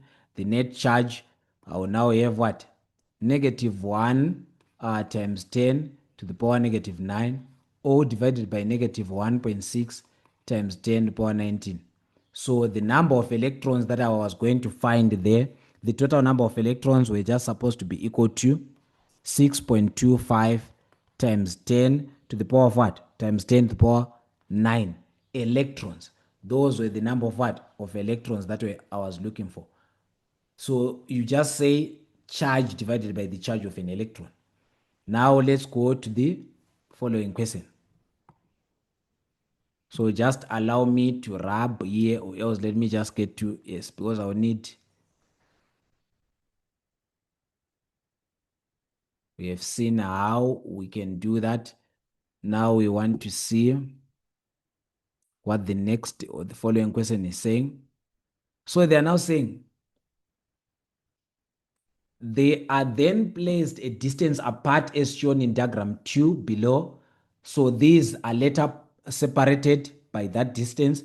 Now they're saying draw a vector showing the electrostatic forces acting on B due to A and C. So you would know that after separation, this one will be having a negative, a negative, a negative. So negative, negative, they would actually get to what? They would actually get to repel. So as they are repelling, the electrostatic force of what? Of A on B would actually be towards the right. And then the electrostatic force of C on B would actually be towards the what? Towards the left. So the vector diagram there would come and say, I have got this electrostatic force of A on B. And I also have got that electrostatic force of what? Of C on B. But however, the magnitude of the length here would be determined by the what? It will be determined by the distance that is in between, because the charges are the same. Since the charges are the same now, the charges are the same, the force would only be dependent on the what? On the r squared. So you can see that the smaller the radius, or the smaller the distance in between, the higher the force, because you know that F is directly proportional to what? To the product of the charges, and then inversely proportional to the what? To the distance. So the smaller the radius, the bigger the force. So here we've got a smaller radius, hence therefore this force is bigger than this one. So I would have just tried to make sure that the magnitude of my force this side, it's greater than the magnitude of my force this side, meaning to say the length of this line is longer than the length of that line. So that is what you were just supposed to draw there, just a line that shows the force that is going that side, and then a line that shows the force that is also going that side. That is force of what? C on B, and then force of A on B. That is what we're going to draw there. Now they're saying calculate the net electrostatic force on sphere B. Net electrostatic force on sphere B, net force. This is where we actually get to say that the net force would be equal to what? To the force of A on B plus the force of C on B. We just need to know which direction it will be going. So you can see that this one is going that side and that one is going that side. Since we said this one will be long, so we just get to take this one to be positive. So that now what we are now supposed to do is to determine the force of A on B. So I was just going to say, now I need to find force of A on B, which is going to be K Q1 Q2 over R squared. Now K, we know our K value to be 9 times 10 to the power 9. And then Q1 is just what? 1 times 10 to the power negative 9. And then Q2 is just 1 times 10 to the power negative 9. And then all over a distance of what? 15 divided by 100 centimeters, it will be 0.15 bracket squared. And then I would also, so after doing that, at some point in time, I would actually have to find what? 400 newtons. And then the force of what? The force of A on B. I will need to find the force of A on B. I will do the same thing. And then I would find the force of A on B, force of C on B, so that this would actually be equal to 9 times 10 to the power 9 multiplied by 1 times 10 to the power 9, 1 times 10 to the power 9, and then all over 0.2 squared. And this is supposed to be 200 and what? 225 newtons. Now I would say the net force there, this one it's a negative and that one is a positive. So we would actually get to say 400 minus 225, and this will be newtons. So it has to be actually what? So the net force there has to be 175 newtons to the what? To the left. It has to be to the left. It has to be to the left. It has to be to the right, because we are saying this is going to the right and that one, so this was going to be to the right, because we are saying F of A on B is going to the right and this one is going to be left. So we can actually see that maybe we can correct something on our vector diagram there to see that we are saying that F of A on B is greater than F of A, or greater than this. So we are saying that the vector diagram here was supposed to have a longer this side than that side, because we are saying that the force due to C would be going to that side, the force due to A would be going to that side. Since here there is a smaller distance, this force will be greater than this force. So that is what you would have just done. So correct for me the vector diagram in terms of FA on B and FC on B. And then once we are done with that, we go to question number 8. Let's go to question number 8. We are almost done. We are almost done. Only left with just 2 questions to go. So question number 8 is now saying two charges Q1 and Q2 of magnitude positive 4 microcoulomb and 3 microcoulomb, sign unknown for this one, respectively, are placed in a vacuum as shown in the diagram below. P is a point at distance r to the right of Q1 and 0.2 to the left. The net electric field at point P is equal to 0. So the net electric field at P is equal to 0. Now they're saying, are the signs on the two charges similar or opposite?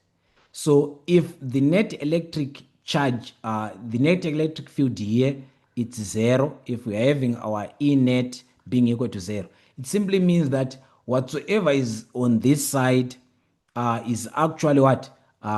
Is actually the same as the what? As whatsoever is on the what? On the other side. Why are we saying that?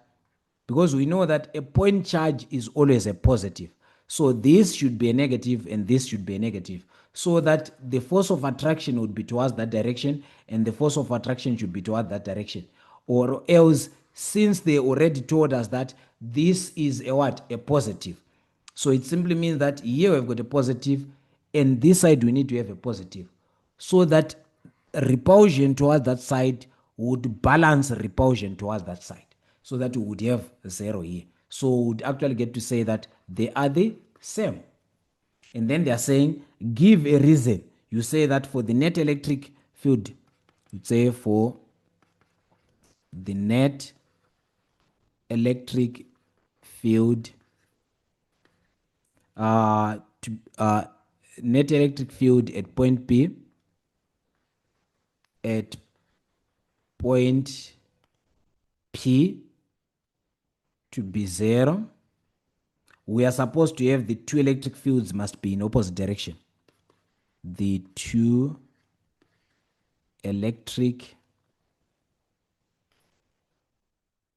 fields should be in opposite direction. They have to be in opposite directions. They have to be in opposite directions. So for the net electric field at point P to be 0, the two electric fields, they have to be in opposite direction so that they can cancel each other. Because we know that electric field, it's force per unit charge. So we need to cancel that force per unit charge going that direction and going that direction so that we have 0 at the end of the day. So that is what we are just supposed to say there.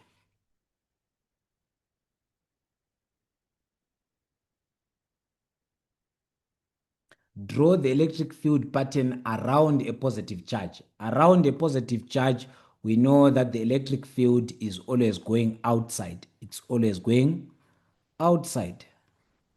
It's always going outside. But these lines, they have to be the same. Pardon me there, but these lines, they have to be the same of equal magnitude. It's always going out. So this will be the center. From the positive, it's always going out. So that is how you would have just drawn a sketch there. Now they are saying, define electric field at a point in words. We know that E is force per unit charge. So we are saying that the electrostatic force per unit charge at point what? Per unit positive point charge.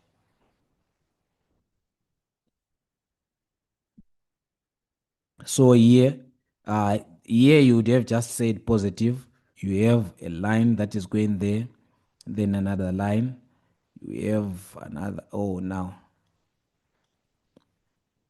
a line that is going there, another line that is going there, a line that is going there, another line that is going there, line that is going there, another line that is going there. Something similar like this. But these lines, they have to be of equal magnitude.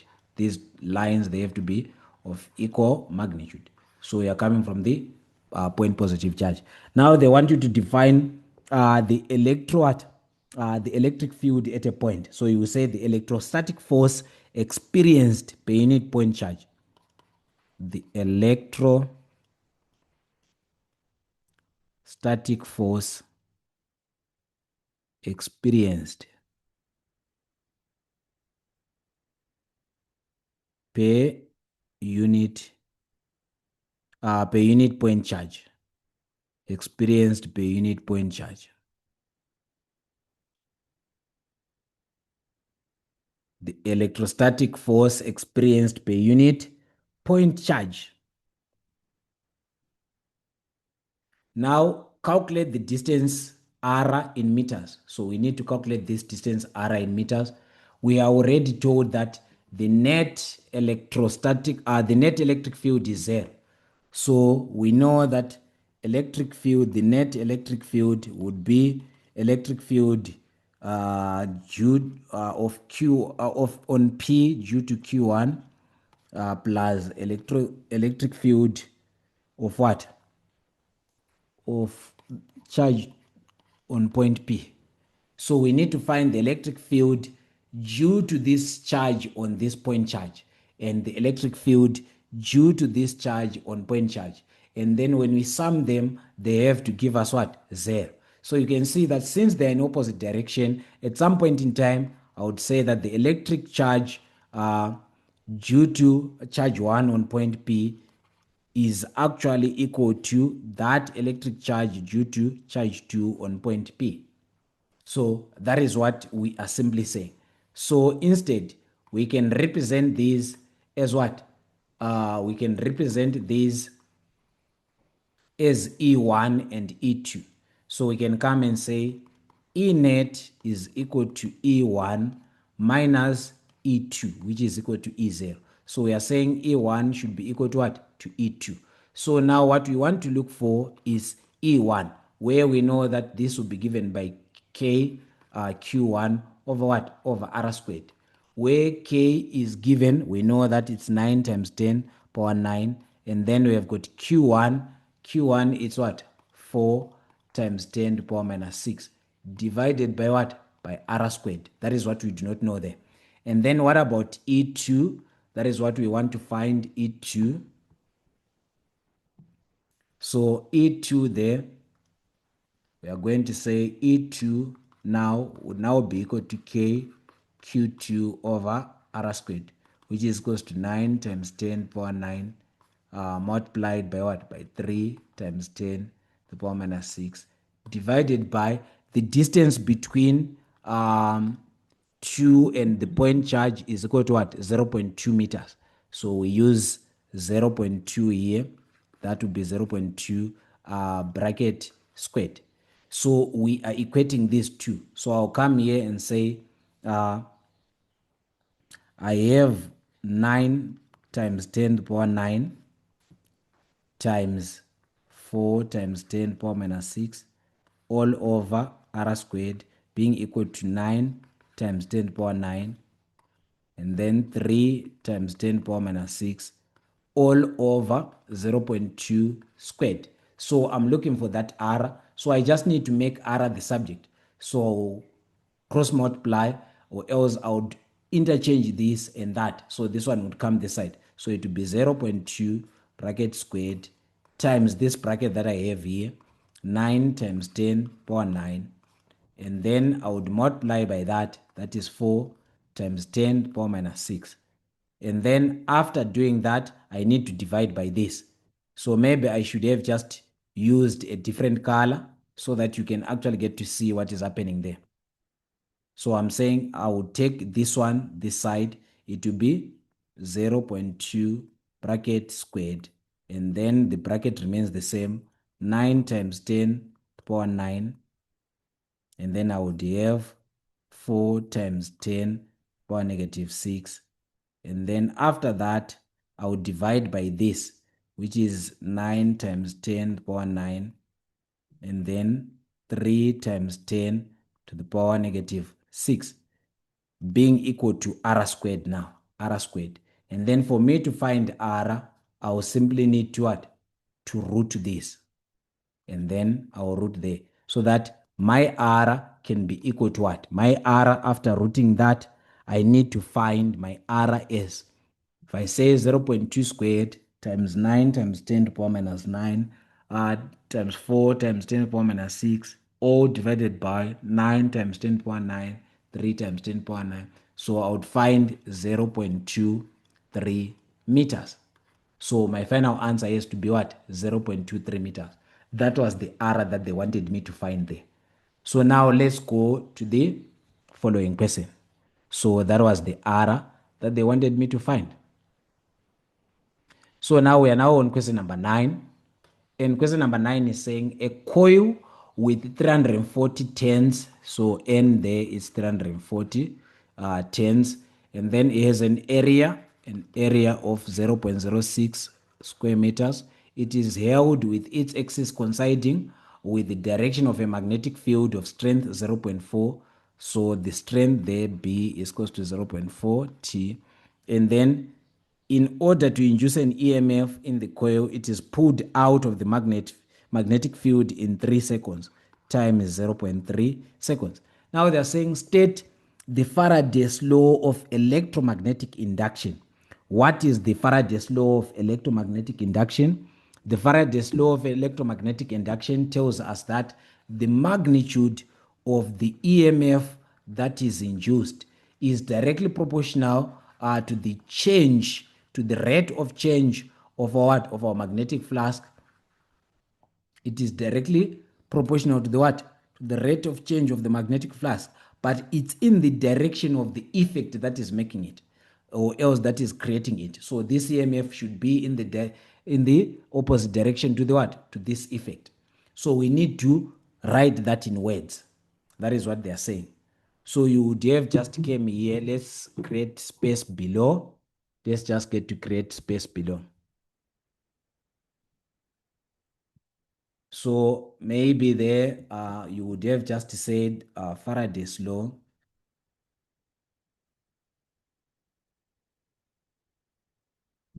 It states that the magnitude of the induced EMF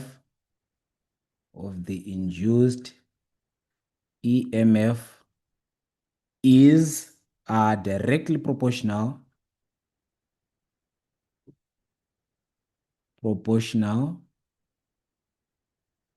to the rate of change of the magnetic flux.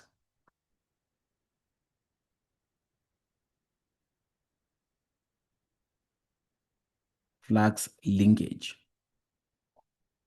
where we are saying that the magnetic flux linkage, it would be of the what? Of the conductor. So it is directly proportional to the rate of the change of magnetic flux linkage. So as an equation, it would have just said EMF is equals to negative N delta phi over delta T, where this is the rate of change of the what? Of the magnetic flux. This is the rate of change of the magnetic flux, where now we are saying this negative just tells us that this EMF is in the opposite direction to this change that is causing it. Now let's see what they are saying next.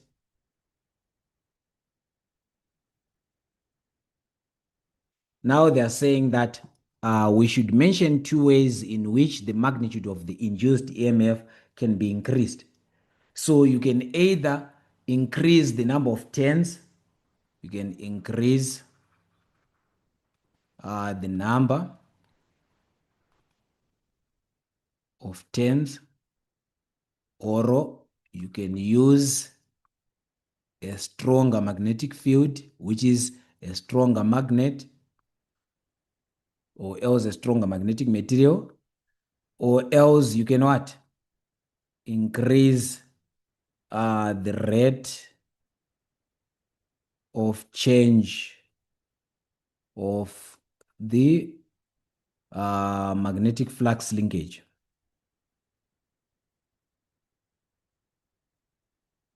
meaning to say that if you are moving in and out, you have to increase the rate of in and out.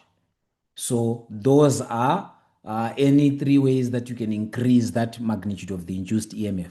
So here they just wanted two. You would have just chosen any two. Now they're saying calculate the magnetic flux linkage. How do you calculate the magnetic flux linkage? We know that the magnetic flux linkage phi is given by BA cos theta. So you would come here and say phi is just equal to what? BA cos theta, where now this is the angle of interaction. So now we are saying that um, our magnetic field was given as what? As 0.4 Tesla, and the area was given as 0.06. Cos, they said that the angle there is zero. Where did they mention zero? Someone would be asking, where did they mention zero? They say that here they said a coil with 340 turns has an area of that, and it is held with the axis coinciding with the direction of the magnetic field. So it simply means that the angle there is zero if the axes are coinciding with what? With the direction of the magnetic field of the strength. So here theta is zero. So at the end of the day, cos zero is 1. Now you'd say 0.4 times 0.06, and that one will give you 0.024 Web. So our magnetic flux linkage is measured in webs. So that is what you would actually get to leave your answer as. Now they are saying calculate the magnitude of the induced EMF. Now we now want the magnitude of the induced EMF. How will we be able to calculate the magnitude of the induced EMF? Now the magnitude of the induced EMF, I'm now just applying Faraday's law, which says EMF is simply equal to negative delta phi over uh, delta t.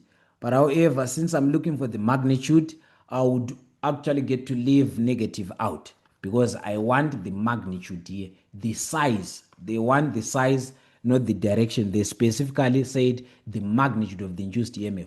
So I would come and say this is N delta phi over delta t. So N, they said how many number of tens? They said they are 300 and what? They are 340 if I'm not mistaken. Let's just get to check. They said 340 tens. So here we are using what? 340. So we'd come and say 340 tens and then multiplied by the change that we calculated here is what? 0 0.0. Sorry, the change now we are saying that it was from what? It was from here. This was the flux that it was having initially because they say that the axis was coinciding with the what? With the magnetic flux direction. And then after changing that, we would have what? So phi final minus phi initial. That is what we are looking for. Divided by the what? By the time taken there. The time taken there is just 0.3 seconds. So final is equals to 0, whilst initial is equals to what? Is equals to 0.024. So at the end of the day, we would actually get to have what? We would actually get to have 340 times 0.024 all over 0.3 equal to, because we are just looking for the magnitude there. So the answer there was just supposed to be 28 volts. It was just supposed to be equal to what? To 28 volts. That was the answer. Now let's go to the following question. Now we are now on question number 10, and now they're saying a group of learners used the circuit diagram below to investigate the relationship between the potential difference across the ends of a conductor and the current passing through the conductor. They obtained the results on the table below. If that is the case, let's look on the results that they obtained. So they're saying that they obtained the results on this table. Now they are saying potential difference was 1, 2, 3, and 4 volts. Current 0.5, 0.9, 1.5, and 2. Write down the independent variable for this investigation. The independent variable here, it can either be potential difference, because we want to see how current varies. We want to see how current varies in accordance to the voltage and the what? And the resistance there. That is what the Ohm's law says. So this can be the what? The independent variable. You can come and say potential difference. What was being changed is what? Is the potential difference. At first, they started with 1 volt, seconds 2 volts, 3 volts, and 4 volts. They wanted to see how this would be affected. So this is independent of this. This is dependent of this. When they changed this potential difference, the current changed. Or else you would have just said resistance, or else you would have just said what? Temperature. Now they are saying, name the law that the learners investigated in words. This law is Ohm's law. If it is Ohm's law, what does Ohm's law say in words? We know that Ohm's law says that the current that is passing through, so you'd come and say Ohm's law, that is for what? For 10.2, states that the current across a conductor is directly proportional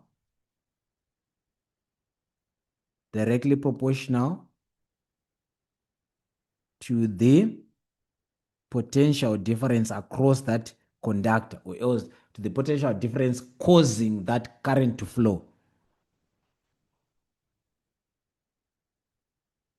Potential difference across the same conductor, across the same conductor. We know that potential difference is the force that pushes charge to move, or else there's the force that causes this current to move. So we are saying that our current, the current across a conductor, is directly proportional to the potential difference across the same conductor, given that the temperature remains constant. At some point in time, you add that it is also inversely proportional to the what? To the resistance, so that it would be I is directly proportional to V, and then inversely proportional to the resistance, given that the temperature remains what? Remains constant. But it would be enough to just get to leave it like that. Now they're saying, use the attached answer sheet to draw a graph of potential difference versus current with the dependent variable on the x-axis using the results obtained by the learners. Now they're saying the dependent variable has to be on the x-axis. Now let's look on the result that they obtained, those learners. These are the results, and we want to use these results to draw a graph. So what we would have just done, I would draw a sketch, and then I will show you the actual graph that they drew. So you'd be having, let's say, your y and your x-axis, and they are saying that the dependent has to be on the x-axis. So here I would have my what? My current. And my current, let me say 0.5, 1, 1.5, 2, 2.5. Because it is starting at 0.5 to 2. Now this side I would have my potential difference. Now I would have 1, 2, 3, 4. Now I would draw these points, or else I'll plot these points, 1 on the y-axis against 0.5. That would be my point. Let me just say this was going to be my point, like that. The first point. The second point is 2 and 0.9. So this would be 0.9 and 2. So that would be my second point. The third point the third point would be 3 and 1.5, 1.5. If I have 1.5 here, and then I have 3 there, they will coincide here. So here you would see that this is 0.1, and then this is 2. And then I would also come and draw 4 and 2. So I have 2 there. I would have 2 going up like that. And then I would have 4 going like that. They will coincide here. And then all I was supposed to do was to draw a straight line, that is actually what? Going to be passing through. So you would see that the straight line won't be cutting through this point because this point is an outlier. It would actually be passing through the other points, but this one, it won't be cutting through. So that is what you're supposed to do. So let's see what they did. So this is the graph that they drew. So you can see it's 1 against 0.5, and then it's 2 against 0.9, and it's an outlier, like I said, 3 against 1.5, and then we have got 4 against what? 2, and then you join your straight line from 0 up to the end. So that is what they expected you to do there. Now let's see the following question. We now want to see the following question. Now the following question was saying, after drawing that graph, they are now saying, write down the conclusion for this investigation that can be done from the graph. So from the graph, what conclusion can you give from the graph? What conclusion can you give?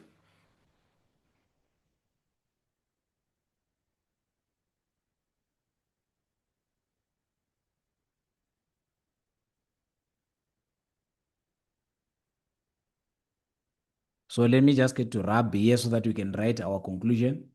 So from that graph, you see that it is a straight line graph.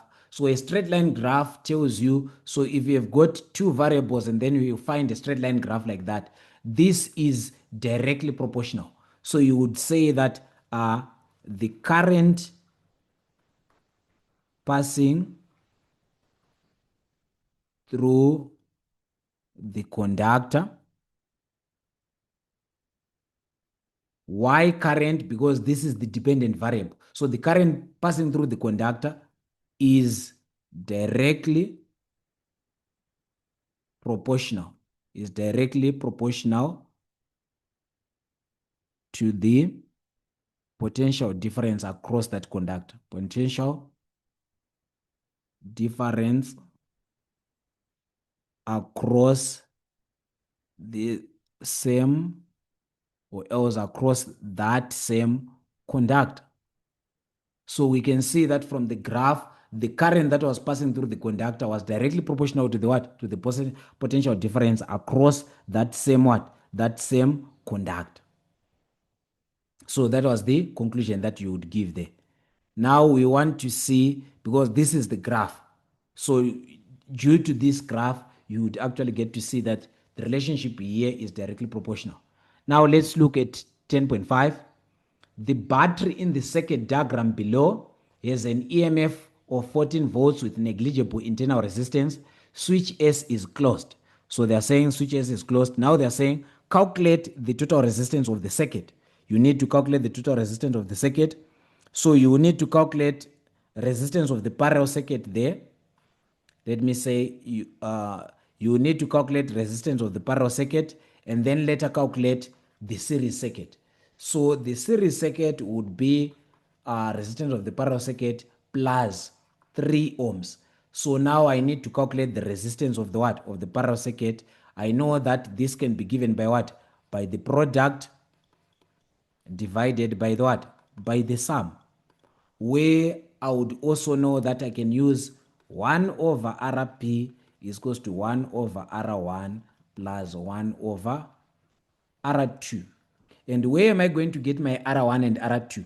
So this resistor and that resistor, they can be combined since they're in series and become one big resistor, which is just equal to what? To 12 ohms. And then this one becomes another resistor. So you would have R1 here, and then you would have this being equal to R2. For your what? for your parallel circuit. So if that is the case, you would come here and say 1 over 12 plus 1 over what? 1 over 6 equal to 1 over RP. So if I now want to find RP, I would invert here. I would find here to say what becomes, so I would have said 12 times 6 and then over 12 plus 6. Let me just get to take back my steps to be slower. So here I've got 1 over RP. I find the common denominator in between these two. That is 12 times 6. And then I say 12 into 12 times 6, it will be 6. And then to be 6 plus 6 into 12 times 6, it's 12 times 12. So if I now want to find RP, I would invert both sides. So that RP over 1 would be equal to 12 times 6 all over 6 plus 12. This is where the product over the sum is coming from. So that was going to give me what? 12 times 6 all over 12 plus 6, which was supposed to be equal to 4 ohms. So after finding 4 ohms for my parallel circuit, my total resistance, my R total, was now going to be equal to 4 ohm plus 3 ohm. So here I've got a 4 ohm resistor, which is a parallel resistor, and then this one is a 3 ohm. So I would add these two because they are now in series. So this was going to be 7 ohms. So the total resistance there was going to be 7 ohms. That is how you would have just calculated it. Now let's go to 10.52. They are saying calculate the reading on the ammeter. Where is the ammeter? There is the ammeter. So now we can see that now all we now need to do is to use the Ohm's law, since we now know the total resistance in there. So we can see that the total voltage there is equal to what? The total voltage. So we are saying that we have got our total voltage being equal to 14 volts, and then we have got our total resistance being equal to what? 7 ohm. And then we want to find our current in the circuit. So it will be voltage total divided by total resistance. That is just 14 volts divided by 7 ohm. And that would give you 2 amps. So that is how you would have just calculated the current that is flowing through. This is the total current, because you would see that current will flow from that going that side. So that is the current that you are going to actually get to record there in the ammeter. Now they are saying the energy dissipated by the 8 ohm resistor in 2 minutes. Within this resistor, we want the energy dissipated. So we know that energy dissipated is just what? Is just given by what? Energy dissipated. So energy dissipated can just be given by what? I squared R delta T. Because we know that power is actually equal to what? Energy dissipated divided by time. So E would be power times delta T, where power can be given by what? We know that power can either be given by voltage times current, or else I squared R, or V squared over R. So you choose which one do you want to use there. And then so when you now want to find E, you say power times that. So now you now calculate and multiply by the time that is given. So now let's actually get to do this question below there, so that we will leave these ones on top being our hints. So here we want the reading. We now have got the reading on the ammeter. When we now have got the reading on the ammeter, we can now calculate, maybe before we can now calculate, what we can do here is, let me remove this.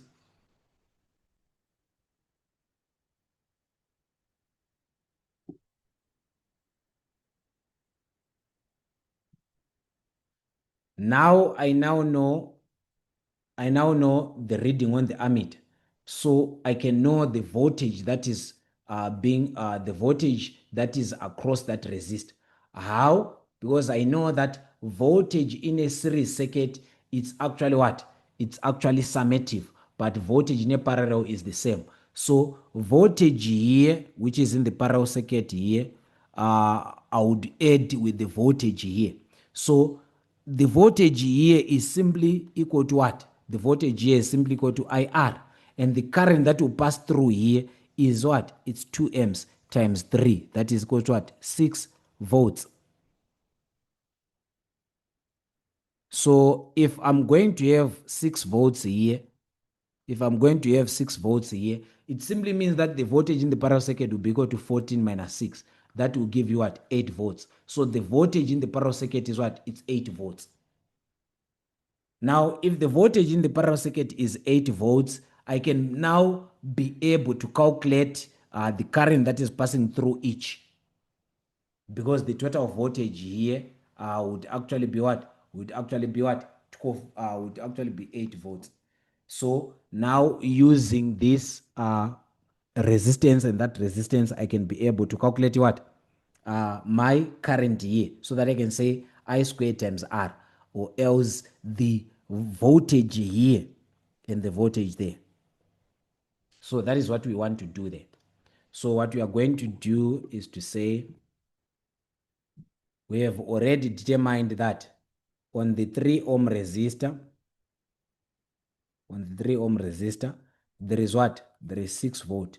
So on the parallel circuit, the voltage on the parallel circuit is close to 8 volts.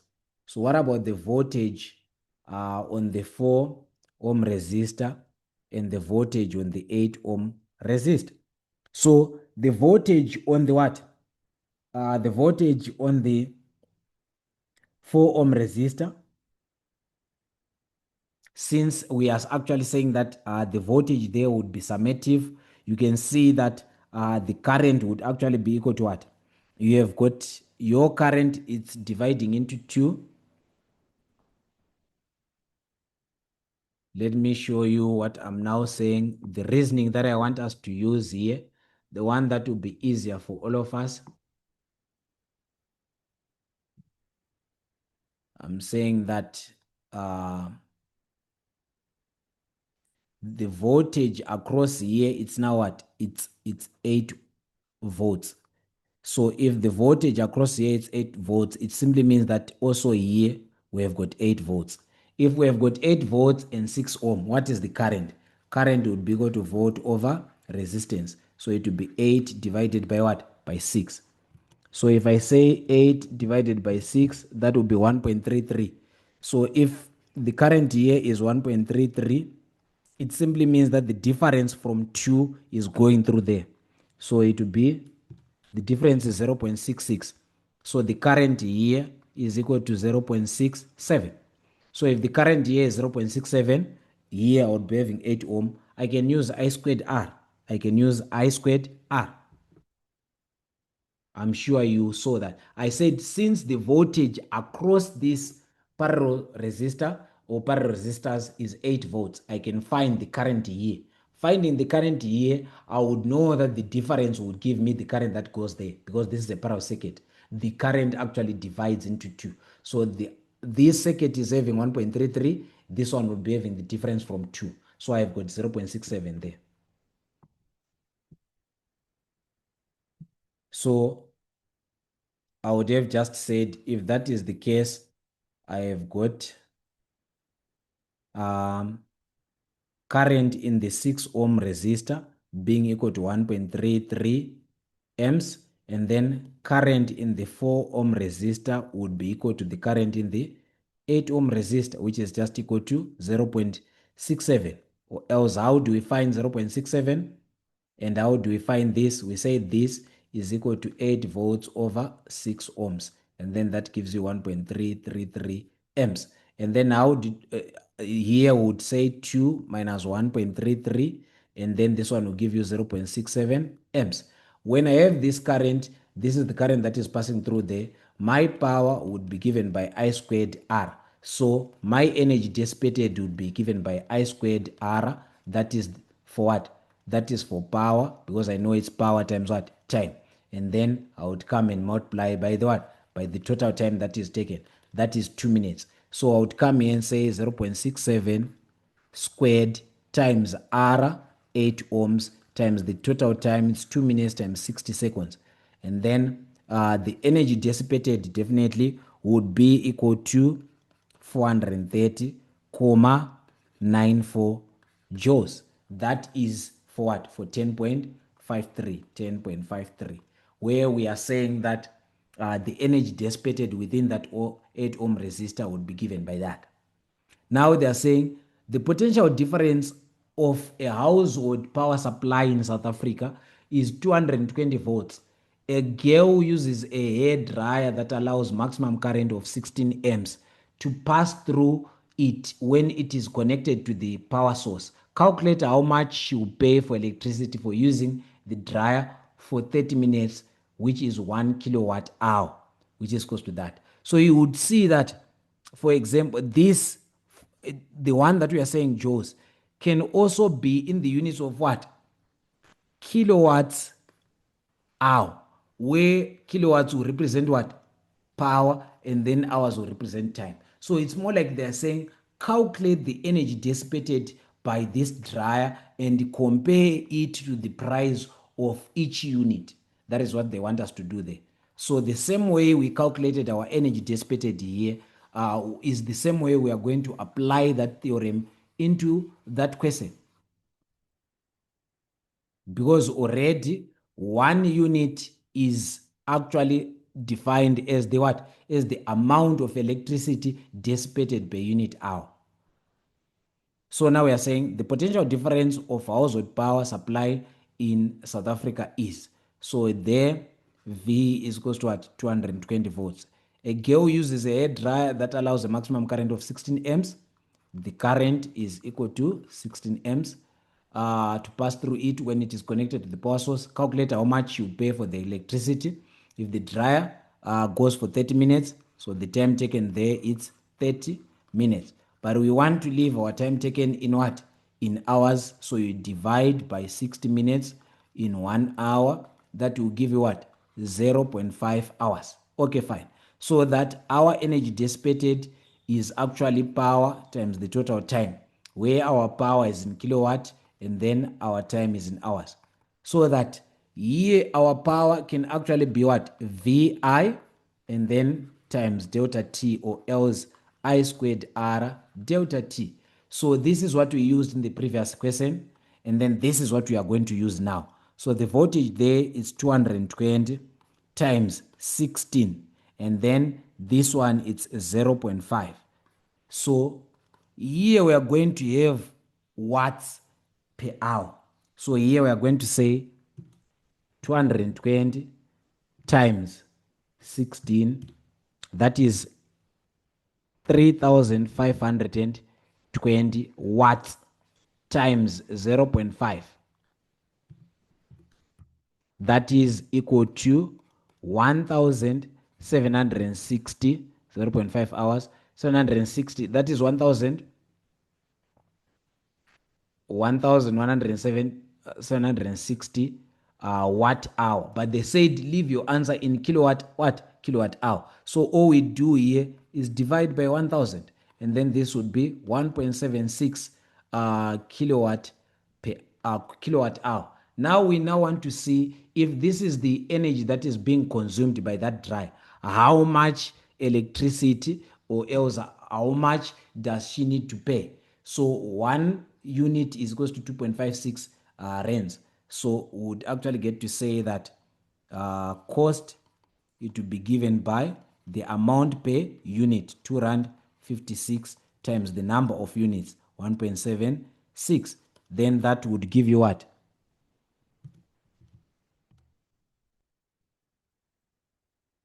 So if you are to use your calculators, you are supposed to find something like what? 4 rand. It is actually going to be what? 4 rand 51. So it will be 4 rand 51 cents. 4 rand 51 cents. So that was our question paper, which was out of 150 marks. So thank you so much, guys, for being together. We are going to do more and more videos. There are videos that are going to come, more and more practice, so that we can actually be ready for our November exams. So let's keep on practicing and let's keep on working. More light, guys. Thank you. Jada, say no. Jada.